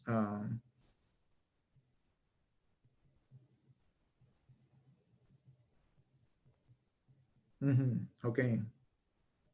Okay, there is a question about using expensive signatures, and this is this is a good point. So obviously, I was using a school version of the handshake. Signatures and the use of certificates is widely popular, but there are already some proposals to get rid of signatures. They add extra complexity to the protocols. And for example, you can find some proposals to use only chems, only key encapsulation mechanisms to do the whole thing. So you can do an authenticated key exchange, and with authenticated key exchange, meaning that we use the same chem to do the authentication, to do an implicit authentication, and then get rid of the use of signatures, for example. Okay, then there is another question. Some people complain about point validation being expensive. That's for most popular curves. Point validation is a very cheap and easy operation. The main complaint about it was that it could be forgotten. It could be something that an implementer forgot to do, and if the implementation is not in place, then that's a security risk, right?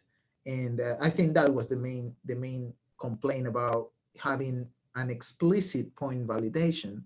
And so the proponents of some curves with twist agnostic or twist secure curves was that with this twist agnostic or twist secure curves, you don't need to worry about point validation anymore, so it's not a concern anymore. So that was the argument, especially for most popular curves.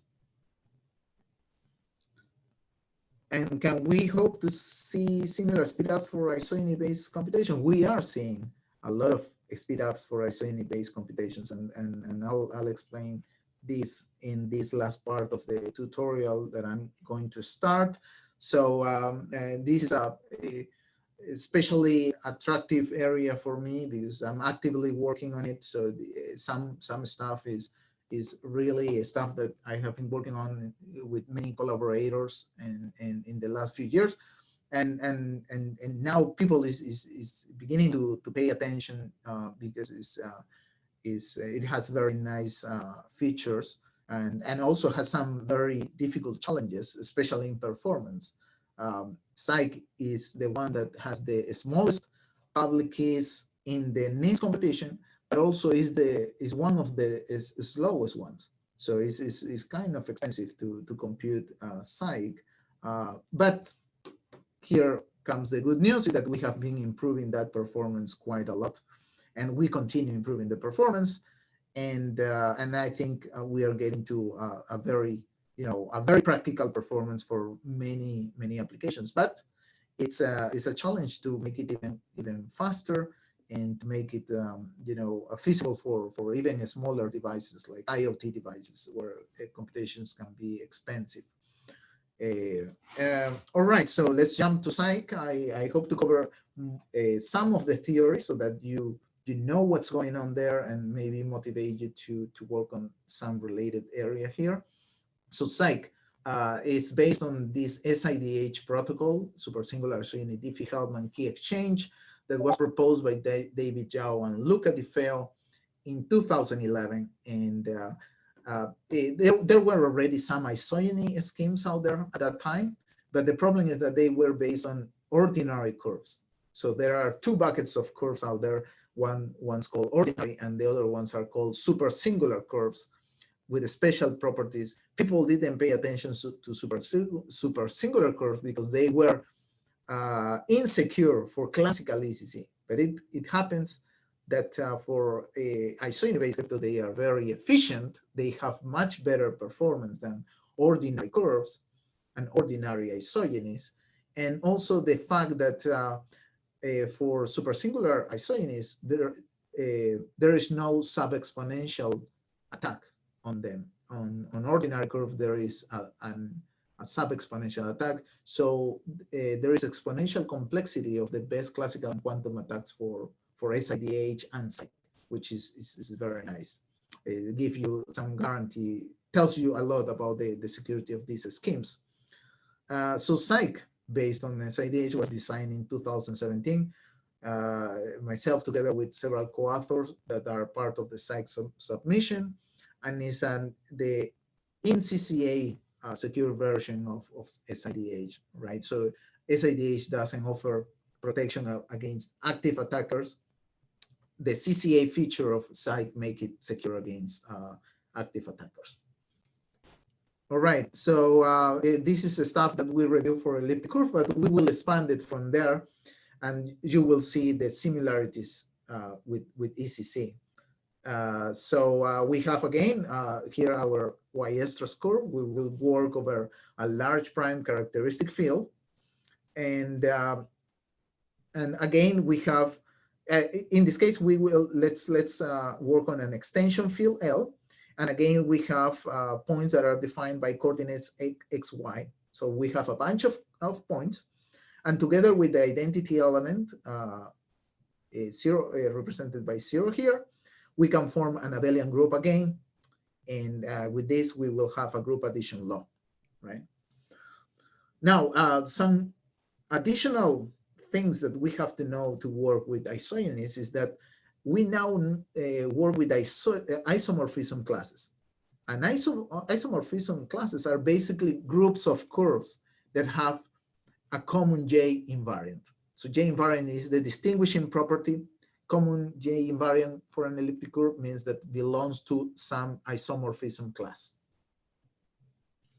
Now, what is an isogeny, right? Because this is the main operation that we use in isogeny-based crypto. Is you have two elliptic curves, E1 and E2, and both are defined over our extension field L.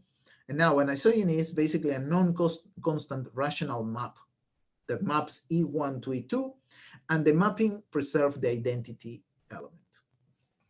Now these isogenies are group homomorphisms.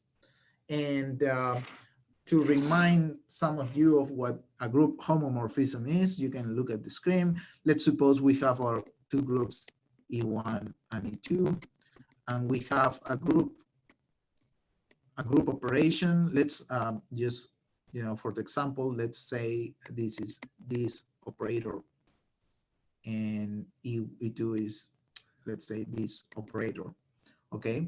And then there is a function for a group of homomorphism to work. There is a function that maps E1 to E2. And this is, in our case, is basically the isogeny operation, right? That maps. Now, it is a group homomorphism because if you apply the function to an operation, sorry, let's get back. If you have two elements, X and Y, and we perform the operations, hope this is clear when I write it. If we apply the operation F over X times Y, using the first operand, let's make it this clear, then the group homomorphism makes it equivalent to this operation. All right, so this group homomorphism works in this way, working with the group operations, and so there is a flexibility to manipulate these isogeny operations in such a way that we do some interesting operations. Hopefully this explains how the group homomorphism works with the isogeny. And now another important fact is that for every finite subgroup G that belongs in, let's say, E1, there is a unique curve E2 up to isomorphism, an isogeny that maps E1 to E2 with kernel G. Okay, so basically this subgroup G defines a kernel that is attached to the isogeny that maps E1 to E2. And this is unique for this setup, right? So for E1, there is a unique E2 that has this property. And we can write now E2 in this way, where we apply the isogeny phi, let's call it phi, to E1, or we can also write it this way, E1 quotient our subgroup G, or let's call it kernel G. All right. So this is an important feature that we will use later on, both the group homomorphism and this property of subgroups and the kernel. Other important facts is that, well, there is this distinguishing feature is to identify a supersingular curve. But more importantly, all supersingular curves can be defined over FP squared. So all our arithmetic, instead of being on over FP, is going to be over FP squared now, okay? And the other important fact, and this is important for cryptography, is that we have many isomorphism classes, approximately P over 12. So if we choose a large prime P, then we are going to have plenty of isomorphism classes. These are isomorphism classes are the ones that are used to form our group to do cryptographic operations. And as you will see now, in this idea of isogeny graph. So for isogenies, we have the idea of isogeny graph. Let's suppose we have vertices, which are each vertex is our isomorphism class. As I mentioned, an isomorphism class is a set of curves. So here we illustrated the set of curves, all with the same J invariant, right? So we have many P over 12 of these classes or dots or vertices, and all of them are buckets of elliptic curves. All right. Now, the edges that connect the vertices are going to be the isogenies that map the isomorphism classes or elliptic curves, and are going to be of a fixed prime that we call L. And you can see a graph like, you can have a graph like this. For example, we have a two isogeny graph on the left. The edges are in red, and as I said, the maps are the edges, which are the isogenies that connect the dots or vertices, which are the isomorphism classes. And we can have something like in the three isogeny graph on the right, the blue lines are the maps in this case, which are the isogenies that connect the isomorphism classes. So you can see with the same group of isomorphism classes, we can have different graphs connected in different ways, using either two isogenies or three degree isogenies. And this is the idea behind the whole thing. You can walk through the graph either using one map or the other map. And that's what will lead you to different places in the graph. And that's how the crypto system works. Further reference is that further data point is that for every for a prime L, there exists L plus one isogenies that originate from a vertex. So if you have a vertex and you are in the 2-degree graph, 2-degree isogeny graph, you have up to 3 lines, red lines that come out of each dot. While in the case of the 3-degree isogeny graph, you have up to 4. So it's 3 plus 1, 4 edges coming out of each isomorphism class.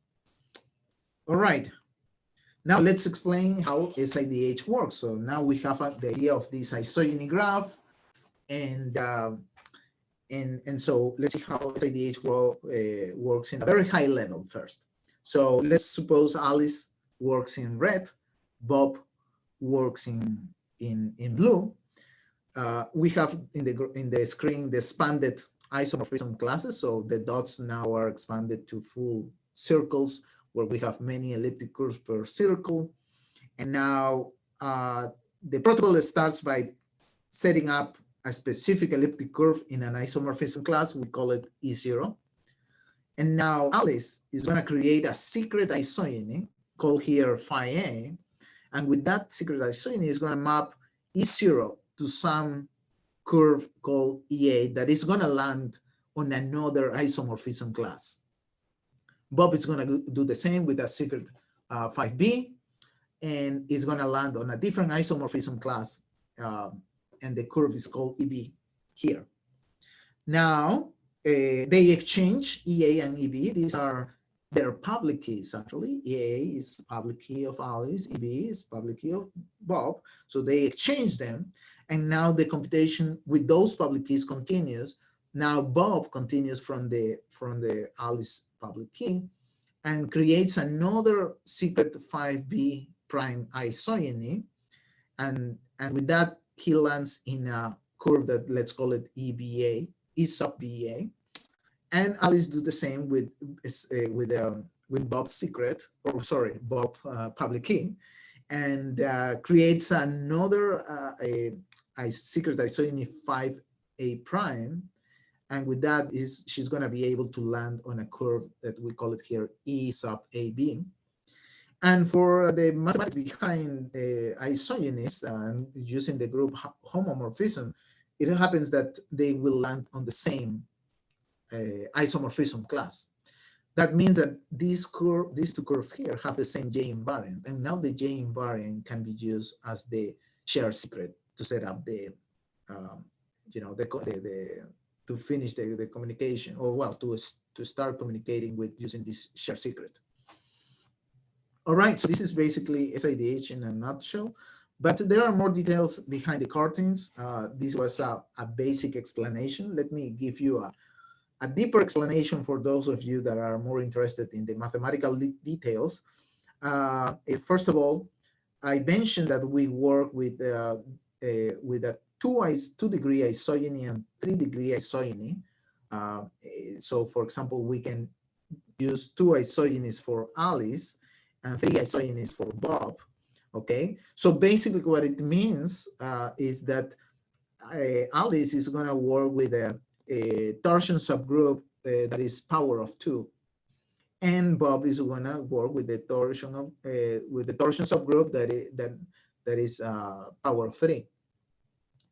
And with that, we'll see how things go. But an additional thing that they need in the computation of SIDH is that they need independent points PA and QA for the case of Alice, and these are public elements. And also we need public points PB and QB, and you will see how they are needed in the protocol. So these are fixed points that are public parameters. All right, with that in mind, now let's revisit SIDH, but with more mathematical detail. Again, we start with our starting curve E0 that is in some isomorphism class. What Alice does is to create a secret kernel. So what she does is she chooses a secret value SA and then perform this scalar multiplication. Now this will probably you will recall from our variants of scalar multiplication This is similar to the double scalar multiplication. It happens to be efficient using the Montgomery ladder, as you will see later on. And now with this secret subgroup, she actually, using the one of the features of isogenies that I mentioned at the beginning of this part of the tutorial, you can set up a unique isogeny that is attached to this secret kernel. So you remember that for an isogeny that maps one curve to the other one, there is a secret isogeny that is unique up to isomorphism, and this comes together with a kernel. So basically we did the reverse order, right? We created a kernel that generates an isogeny, a secret isogeny, and then with that we will map E0 to EA. And that is basically can be written as E0 divided by the kernel A. So is E0 over A. Bob can do the same using a secret value SB, creating a secret kernel that generates a secret isogeny and maps E0 to this EP. Okay. Now it comes the part where we need the public parameters that I mentioned before. In addition to these public values, because this is EA is public key of Alice and EB is public key of Bob, we need some images of the points using the isogenies, the secret isogenies. So Alice, what she does is uses her secret isogeny phi A and applies it to the public parameters of Bob, P, PBM, QB. And then this is also RA and SA, the corresponding points are also part of her public information that shares with Bob. And Bob do something similar with his secret isogeny phi B and post the values RB and SB, and those are used later on. Now Alice continues using the public information from Bob and using now her secret SA, she generates, you can see here the new Bob values. With her secret, she generates another secret kernel that is now called A prime that comes attached to another secret isogeny 5A prime. And with that, she maps EB to this curve that we call EBA. Now, Bob does the same with his secret SB and applying that SB to have a scalar multiplication using RA and SA from Alice, generates a subgroup B prime that comes attached to this 5B prime isogeny. And with that mapping, he goes from EA and EAB here. Now, here on the bottom, you see some homomorphism computations that applies the feature that I explained about group homomorphism.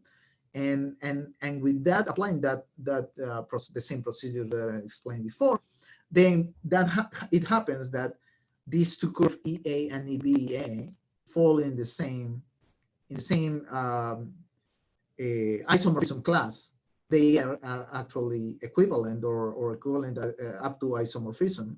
That meaning that they have the same J invariant. So this represents an isomorphism class with the same J invariant. That's the one that we wanted from the start. And that's how the SIDH protocol works with some more details. Hopefully it's somewhat clear, or at least give you an idea of the stuff we're dealing with for SIDH. As I said, SIDH is not secure because we are not protected against active attackers. That means that we can only use SIDH for ephemeral mode. So we have to generate again and again public keys to be secure. So the secure version is actually applying a Hofheinz-Holtmann-Skills transformation to go from a CBA, or this CBA that stands for chosen plain text attack version, to a CCA secure version that stands for chosen ciphertext. So the first one, CPA, is standing for chosen plain text attack, and CCA is standing for chosen ciphertext attack. So you have to apply this transformation, standard transformation nowadays, to get from one to the other one. And with that, you generate a chem. And this is what we do for psych. All right. So how psych looks like? Basically, you will notice that SIDA is working on the behind the curtains. We have a key generation operation that I show here in the screen. Again, you do basically an SIDH inside, right? You can see that here you generate a secret kernel that is going to allow you to generate a secret isogeny 5B. And with that, you generate some public elements that we call it public key B. It's going to be the public key, right? And the secret key is related to SB plus some secret S. So you establish as a key pair. You send to the other party the public key. And now the other party starts doing an encapsulation procedure, which is basically an encryption. What you do is take a secret message M, you apply some hashing together with the public key, and you get to a value R. Now you do the rest of the SIDH computation, which is with that value R, you create a secret kernel that gives you a secret isogeny phi A. And again, with that secret isogeny phi A, you arrive to a public key PKA, right? So similar to SIDH, now you have two public key values, PKB and PKA, right? And now you know if you continue with the SIDH protocol, you arrive to a J invariant, right? So this is the common J invariant that is the share secret in SIDH. And then the share key is actually a hashing of the message that was secret plus C that is obtained here. I'll give you the value here. C is basically the hashing of the J invariant that we obtain XOR with the message M. And this is the share key. Now, this ciphertext is basically the public key A that we obtain here from Alice is passed to the other party together with this XOR value. And now in the decapsulation, basically the other party now has to decrypt, basically obtain back the value, the message M. And to do that, he basically has to compute the share key. And if you follow the SIDH computation here, you know you generated a public key B, public key A is given by the other party. So you should be able to arrive to the same J invariant, and that J invariant should allow you to arrive to the message M. Now, to deal with active attackers, what the chem does actually, and this is the distinguishing property in comparison with SIDH, is that it does a partial re-encryption. So a re-encryption to make sure that the ciphertext is it was generated in the right way. And this is the active security stuff, right? Because in an active setup, the attacker could come up with, full bogus ciphertext, trying to guess the share key of the other party. So to deal with these kind of attacks that use invalid ciphertext, the decapsulation includes this re-encryption to reproduce the computation of the public key of the encapsulator. So it does basically tries to do the same thing that the encapsulator did. And if the decapsulator arrives to the same public key that it received, then that means that the ciphertext was a valid ciphertext, and it can be accepted. And then the share key can be used for secure communications. And this is the actively secure part of the protocol, right? But it's basically SIDH, expanded SIDH to make things more secure. All right, hope this explanation was clear for most of you.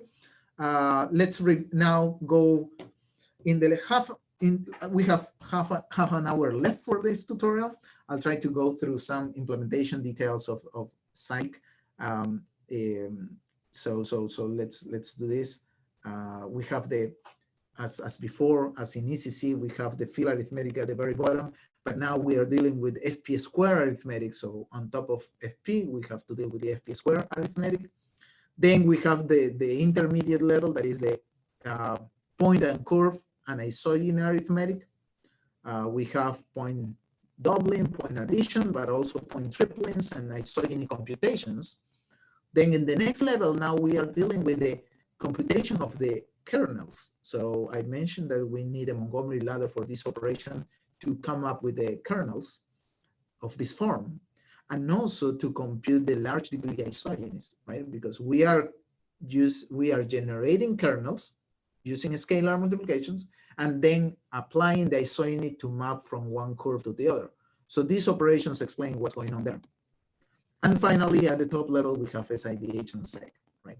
So let's cover these operations and see what's in there for each one. So let's begin with the high level operations, probably more interesting for most of you. We have these two operations, as I said, construction of the kernel and the large degree isogeny to map one curve to the other one. Let's start with the first one. We want to compute P plus SQ. And I mentioned already that we want to use the Montgomery ladder. That means that we actually use Montgomery curves for psych. And this is let me explain one efficient method that we use to compute P plus SQ. This was proposed recently in 2018. And it's called a 3-point ladder because, as I explained before, the 2-point ladder uses 2 registers. But in this case, we need 3 registers, R1, R0, and R2. They initially store the value P, the value Q, and the value Q minus P. And if I remember correctly, this example works to compute P plus 12Q. So let's see if that's the right value that we compute here.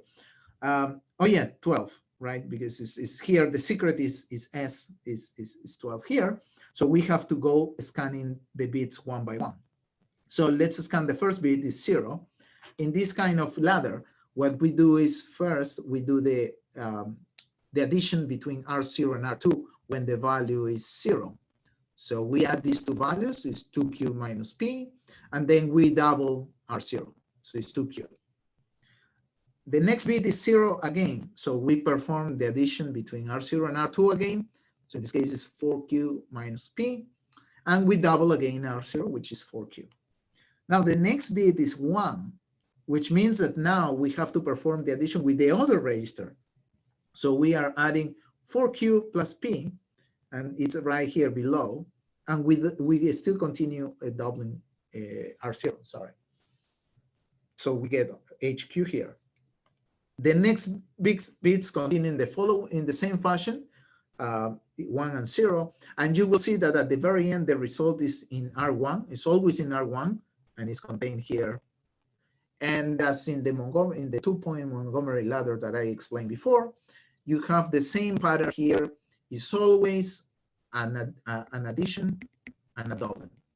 So always the same pattern, and this is what we want for regularity of the algorithm, because we don't want to leak the information about 12. So so now let me just do something. Let me now share our library. This is the one that I'm sharing is well, it's Visual Studio, and here is the code from our library. It's called the SIDH library. And I just wanted to show you some details about the implementation that are related to the operations I'm talking about, just to give you a more practical feeling about it. First of all, as I mentioned, let me expand this a little bit. We work with a Montgomery curve. So the Montgomery curve is of this form that I highlighted, right? This is the equation of the curve, and that's the initial curve that we use this is the E0 that we use in the example, the starting curve, right? Here you will see some values about the public values that we need. Now in the implementation, we, as I mentioned, Montgomery curves are efficient to use for using X-only coordinate, but also for practical implementation, we use projective coordinates. So in practice, we use XZ coordinates. So we don't use XYZ, like for example, in Weierstrass or Twisted Edwards. In Montgomery, we use XZ to represent points. And these are the fixed values that are that we use in the computations to generate the public keys in the middle of the computation. Okay, let's jump to the part that I wanted to show you here, and it's the ladder. So this is the implementation of the ladder that I mentioned with the method. At the start, we have some setup that let's jump and not skip those details. But the main loop is right here. And one interesting thing that I wanted to mention is basically what it does is a double add operation. That's in this main loop, we scan the bits of the secret and then do this double add operation as I explained in the algorithm. Now the only thing, so this is very regular, all the time doing the same double add, but there is also one thing that we have to take care here, and it's that if you notice in the algorithm, we change the registers that are used during the computation, right? In some cases, it's R0 added to R2. In other cases, R1 added to R2. So there is a movement of registers, and that movement of registers can actually leak the information if it is done, just naively. So you can see this operation here, swap points. The swap points basically exchange the register contents without leaking the information. That means that does it in constant time. And let me show you very quickly how we do it, right? So if you go to swap points, you have 2 points PQ here, and then some value option here. This value option is actually a mask that is all zeros or all ones, and here is the condition. If option if option is 0, then what we do is basically we preserve the values of P and Q. They stay with the same values. So P is the output, and P is going to preserve its value. But if the mask is all ones, then we move Q to P. So this is the movement of register required during the ladder, and it's done in constant time because, as I mentioned, I explained before for timing attacks, we can do it with an XOR operation. So you go through all the values between P and Q, and then the mask that is option here is going to select the right value that is going to be put in the output of P and Q. All right, and yeah, and that's basically something I wanted to highlight to mention that in some cases is some details that are has to be taken care of and to make it really secure. Okay, so let's continue now. After looking at the Montgomery ladder for the kernel computation, now is the isogeny computation. So here again is the graph of the SIDH protocol. So you have this phi A, phi B, phi B prime, phi A prime. I didn't mention any detail about the computation there. How you compute those, how do you map these values, right? How do you come up with the phi A in the first place? So these are really large degree isogenies. So the trick to do it is that in SIDH, we actually need a smooth degree isogenies. So it's something like this. Instead of having a large degree isogeny, this and computed with a large degree polynomial, let's say, we split it in small parts because it's smooth, the degree is smooth, meaning that each of these small parts that I call here phi 0, phi 1, phi 2, up to 5e minus 1, are small degree isogenies. For example, 2 degree isogenies or 3 degree isogenies for the case of Bob, right? So instead of computing a large polynomial that is going to be a large degree isogeny, we do a small polynomials with small degrees. And this is a way to compute it. Now, there are more details that are needed to do the full computation because we need to now calculate these small isogenies, right? So how we do it? Let me show you one visual way, graphical way to do it, and it's using this kind of tree, right? In the tree, we have E0 at the top, that is the starting curve, and let's say we want to arrive or map a large degree isogeny to E4, that is at the very end, right? And so we put it here on the bottom right. And now we have to reconstruct all the small isogenies, 50, 51, 52, 53. To reconstruct these isogenies, what we use is this iterative formula that is shown here, okay? So basically, we have to recreate all these computation. And so you can see that you have to, in each iteration, you have to compute some kernel, but smaller than before. And then do, to compute the kernel, you have to do a scalar multiplication. So in the graph, the way we do it is at the bottom, we will get the kernels or the multiples of the points that we need, here represented in red. And on the right, we will have the the isogenies and the intermediate elliptic curves where we are jumping to until we arrive to E4. So in the graph, the green arrows that are positive, the ones with positive slope are going to be point operations, the ones that allow you to do the scalar multiplications to get the kernels. And then on the negative slope in blue, we will have the isogeny operations that are going to allow you to jump from one curve to the other one until you get to E4. And it happens that you have to get the kernel before you get the next isogeny. So you have to get to the bottom first, get the kernel, and then with that you get the isogeny and to jump to the next curve. So you have to move green, green, green, blue, green, green, green, blue, and so on in that pattern.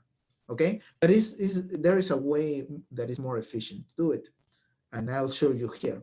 So for example, we can move green, green, green to do all the multiples until we get to this kernel that is needed to compute 50. So now we have 50, and with that we jump from E0 to E1. This is an isogeny computation, and then we do an isogeny evaluation to get the point P0 moved to P1 or mapped to P1. This is isogeny evaluation.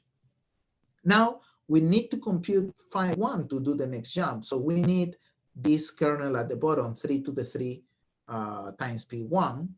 But there is a better way to do it, because now that we have this isogeny, 50, we can apply it to the points here and get to these intermediate points. So now we don't need to do all the green arrows to get to this.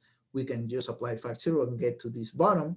And now we have this kernel. So now we have 51 and compute the isogeny and evaluate the isogeny to get to P2 and E2. And so on. You continue in this way, moving to the right until you arrive to the final E4 and well, with the point evaluated at, with the point P4 here. And E4 is the one that you wanted in the first place.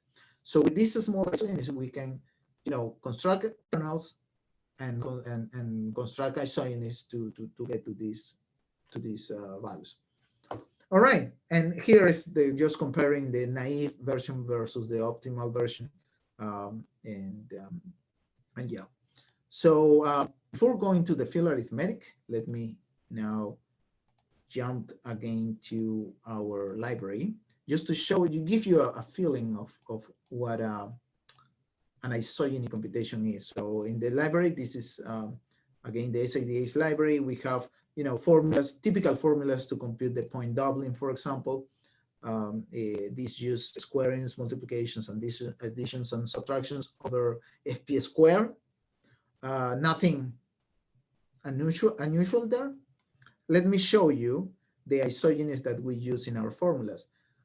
If we want a practical implementation, what we use is actually not a degree 2, but a degree 4 isogeny, and that's because degree 4 is slightly more efficient in practice, but it's just a multiple of the 2 degree that I was explaining in theory. And you can see now, here is to compute the actual isogeny.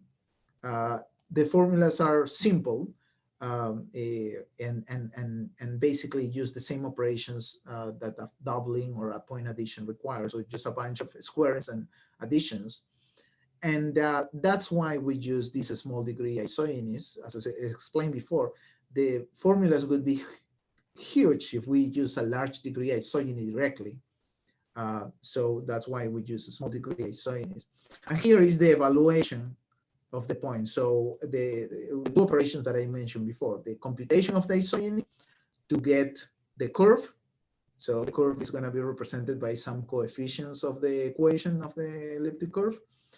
And in the isogeny evaluation, basically we get an output point using the isogeny. And again, you can see that the formula is very short and using, typical operations like multiplications, additions, and so on. So hopefully this illustrates a little bit the complexity of the isogenies. Now let me show you how we use it for do the whole thing, the tree traversal, right? So I was explaining the tree traversal in the computation of the large degree isogeny. And basically this is it. So in the, for example, to generate the public key of Alice, well, here is the ladder computation, the 3-point ladder computation that I mentioned. This is to come up with the kernel. Now that we have the kernel, we do the tree traversal to do the large degree isogeny using a small degree isogenies. And this is using an algorithm like this, just to show you the kind of algorithm that is used to do this going through the tree. And internally it uses doublings and then the computations of the isogeny and the evaluations, the isogeny evaluations. And this basically does the tree computation that I mentioned in the presentation. All right, so this is just to give you a more closer feeling about the implementation. Now let's go back to the almost the final part of this tutorial. We have the field arithmetic to cover, and we also already covered some part of it. So I'll go quickly over here. We have to construct a degree 2 extension field, FP square.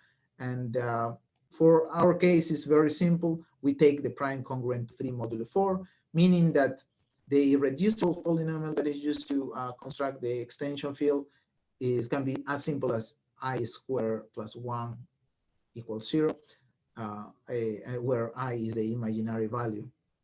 So we have an imaginary, non-imaginary value to represent each element over FP square. And here, just to the typical operations that we have over FP square, we have addition, multiplication, which can use, for example, the school book method, or you can use Karatsuba, for example, at the FP square level. The nice thing about Karatsuba here is that you can eliminate some reductions by putting things together. Like in this case, you have this first term, and you can do the multiplications and do only one reduction. And here you have, one multiplication plus the other two that were computed in the first term. And instead of doing multiple reductions, you just do one full reduction at the end. And with that, that's called lazy reduction that I think I mentioned earlier on.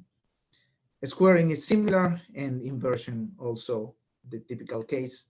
But the main operation is FP square multiplication that can be done efficiently with Karatsuba. So again, we have to deal with field multiplication, either the separated or integrated form, non-interleave or interleave. So you combine or separate the integer multiplication. But in this case, because we are at the FP square level, we can actually use a separated approach that is mostly efficient for 32-bit and 64-bit platforms because it enables lazy reduction. We can actually use for integer multiplication, a multi-level implementation. We can combine, for example, Karatsuba with a school book or Comba.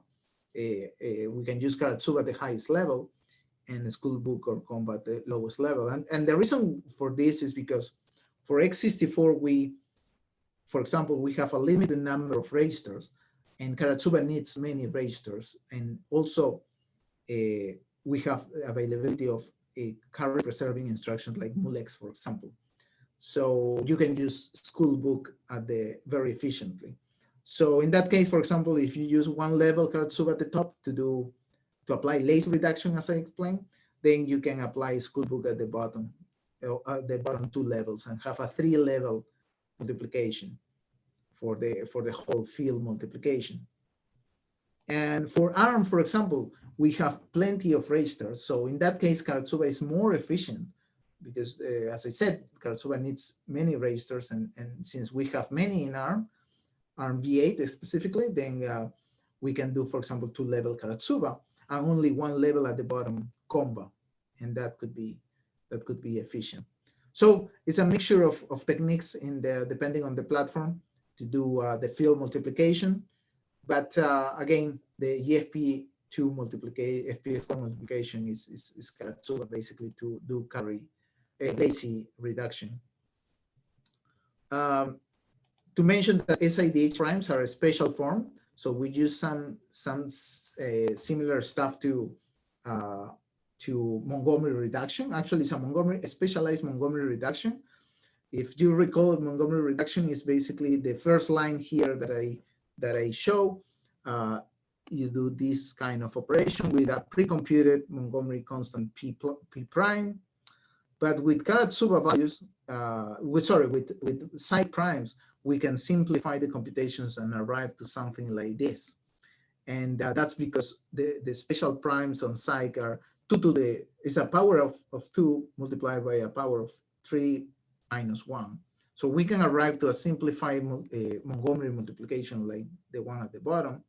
And you can see that here you have a multiplication by a power of 2, which is just a shifting operation.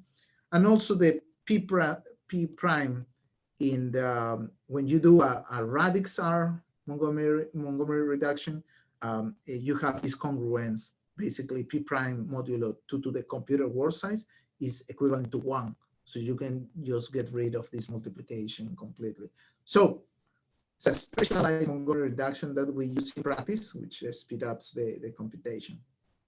To finish, let me go through just security and parameters aspects. We're in the last 10 minutes, and so let me just close with these security aspects. It's based, I didn't mention this, but these schemes are based on the so-called supersingular isogeny problem.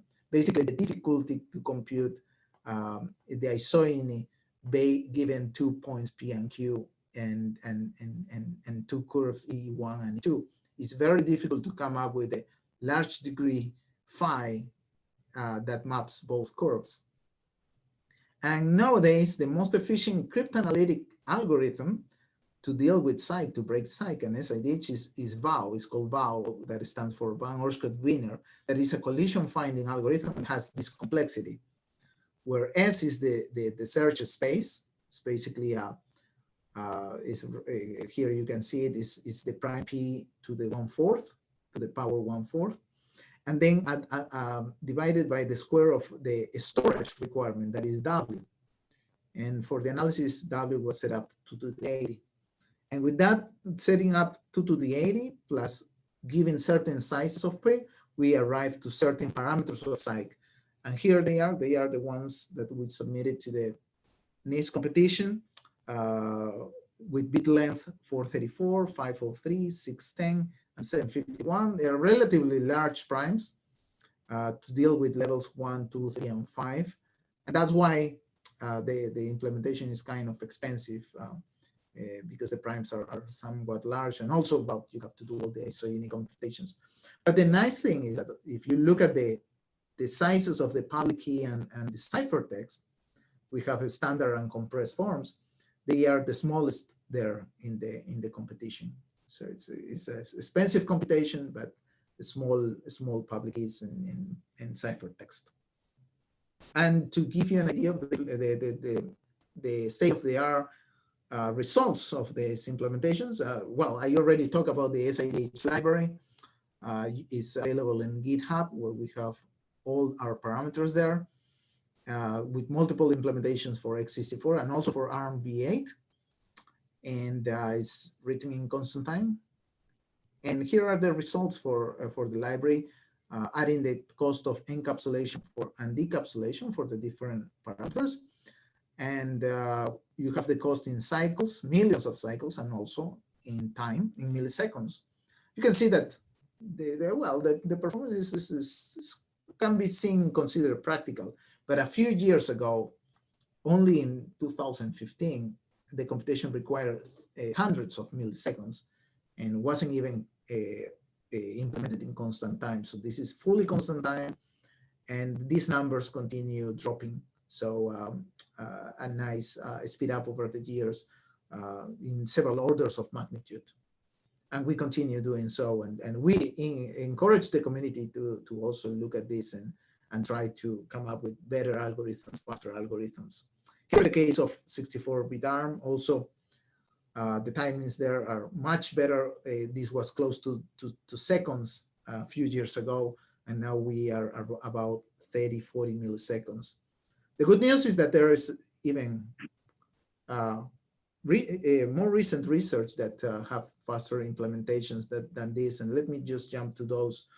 So recently, for those interested in the state-of-the-art research, I have a work with other authors that propose a new cost model that analyzes the VAU algorithm and matches with the brute force of AES analysis. And with that, we suggest the use of even a smaller prime, that we call it P377, to match level 1. And with that, we could be able to accelerate the computation by 1.4 times, which is a significant improvement, and even a smaller public keys. All right, so I wanted to give you a feeling of, the latest developments of Psych, and give you an idea of the theory behind it. I think we are 5 minutes away from finishing the tutorial, so I hope you enjoy it and learn something from this tutorial. Here you have more links to interesting stuff for Psych in particular, our website and the library, and also the package submitted to NIST. And I hope you enjoyed this presentation. I don't know if you have any questions, but I'll be around here checking the chat and see if there are any questions still to be responded. So thank you very much. Thank you, Patrick. I enjoyed the talk very much. So thank you very much, and it was a very good tutorial. You covered almost every aspect of Psych, from the theory and implementation. I don't see any question on the chat board.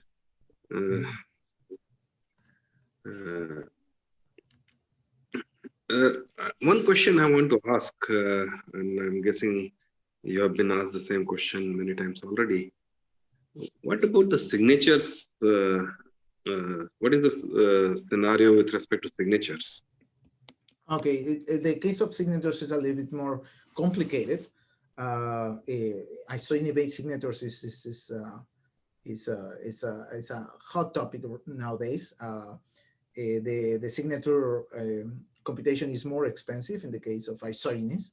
And that's the one that you asked, right? The case of isogeny-based signatures. Yes, of course. Okay, so in that case, yeah.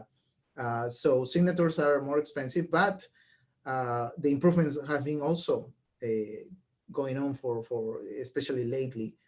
So the signature sizes are small, which is very nice. And the computation performance is improving over the years, but it's still lacking behind, for example, Psych.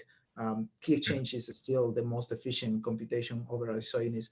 Hopefully in the next years, we will have faster signatures, but it's very promising because just a few years ago, the computations on isogeny signatures were in the tens of seconds, and now it's becoming close to, I would say close to practical.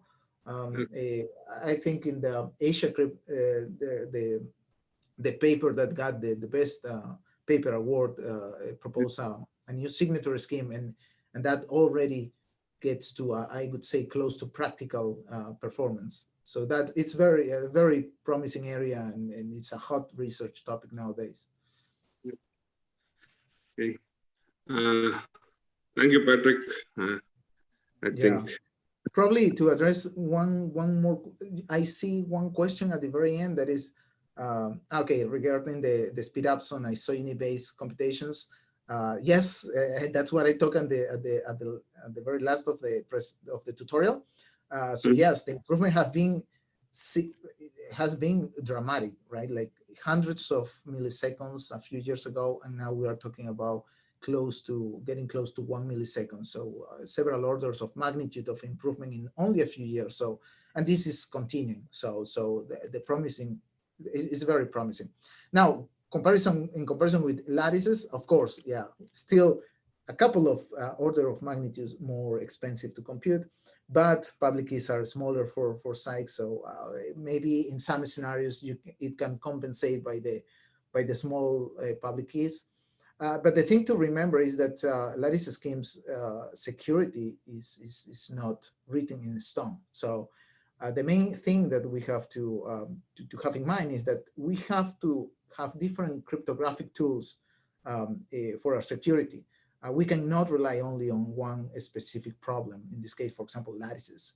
They are quite efficient, but if there is a significant attack in the next few years, then we can lose all this area of research, and really the security of lattices hasn't been studied as much as in other areas. So we always worry about security, and the security properties of SIG have been shown to be quite robust, and that's something to take into account. Yes. Well, I guess if there are no more questions, then thank you once again, and to meet you physically sometime soon. Yeah, hopefully when all this passes. But yeah, thank you very much for the opportunity, and I'll keep checking the chat if there are more questions. But thank you very much, and hope people enjoy it. See ya. Yep. See you.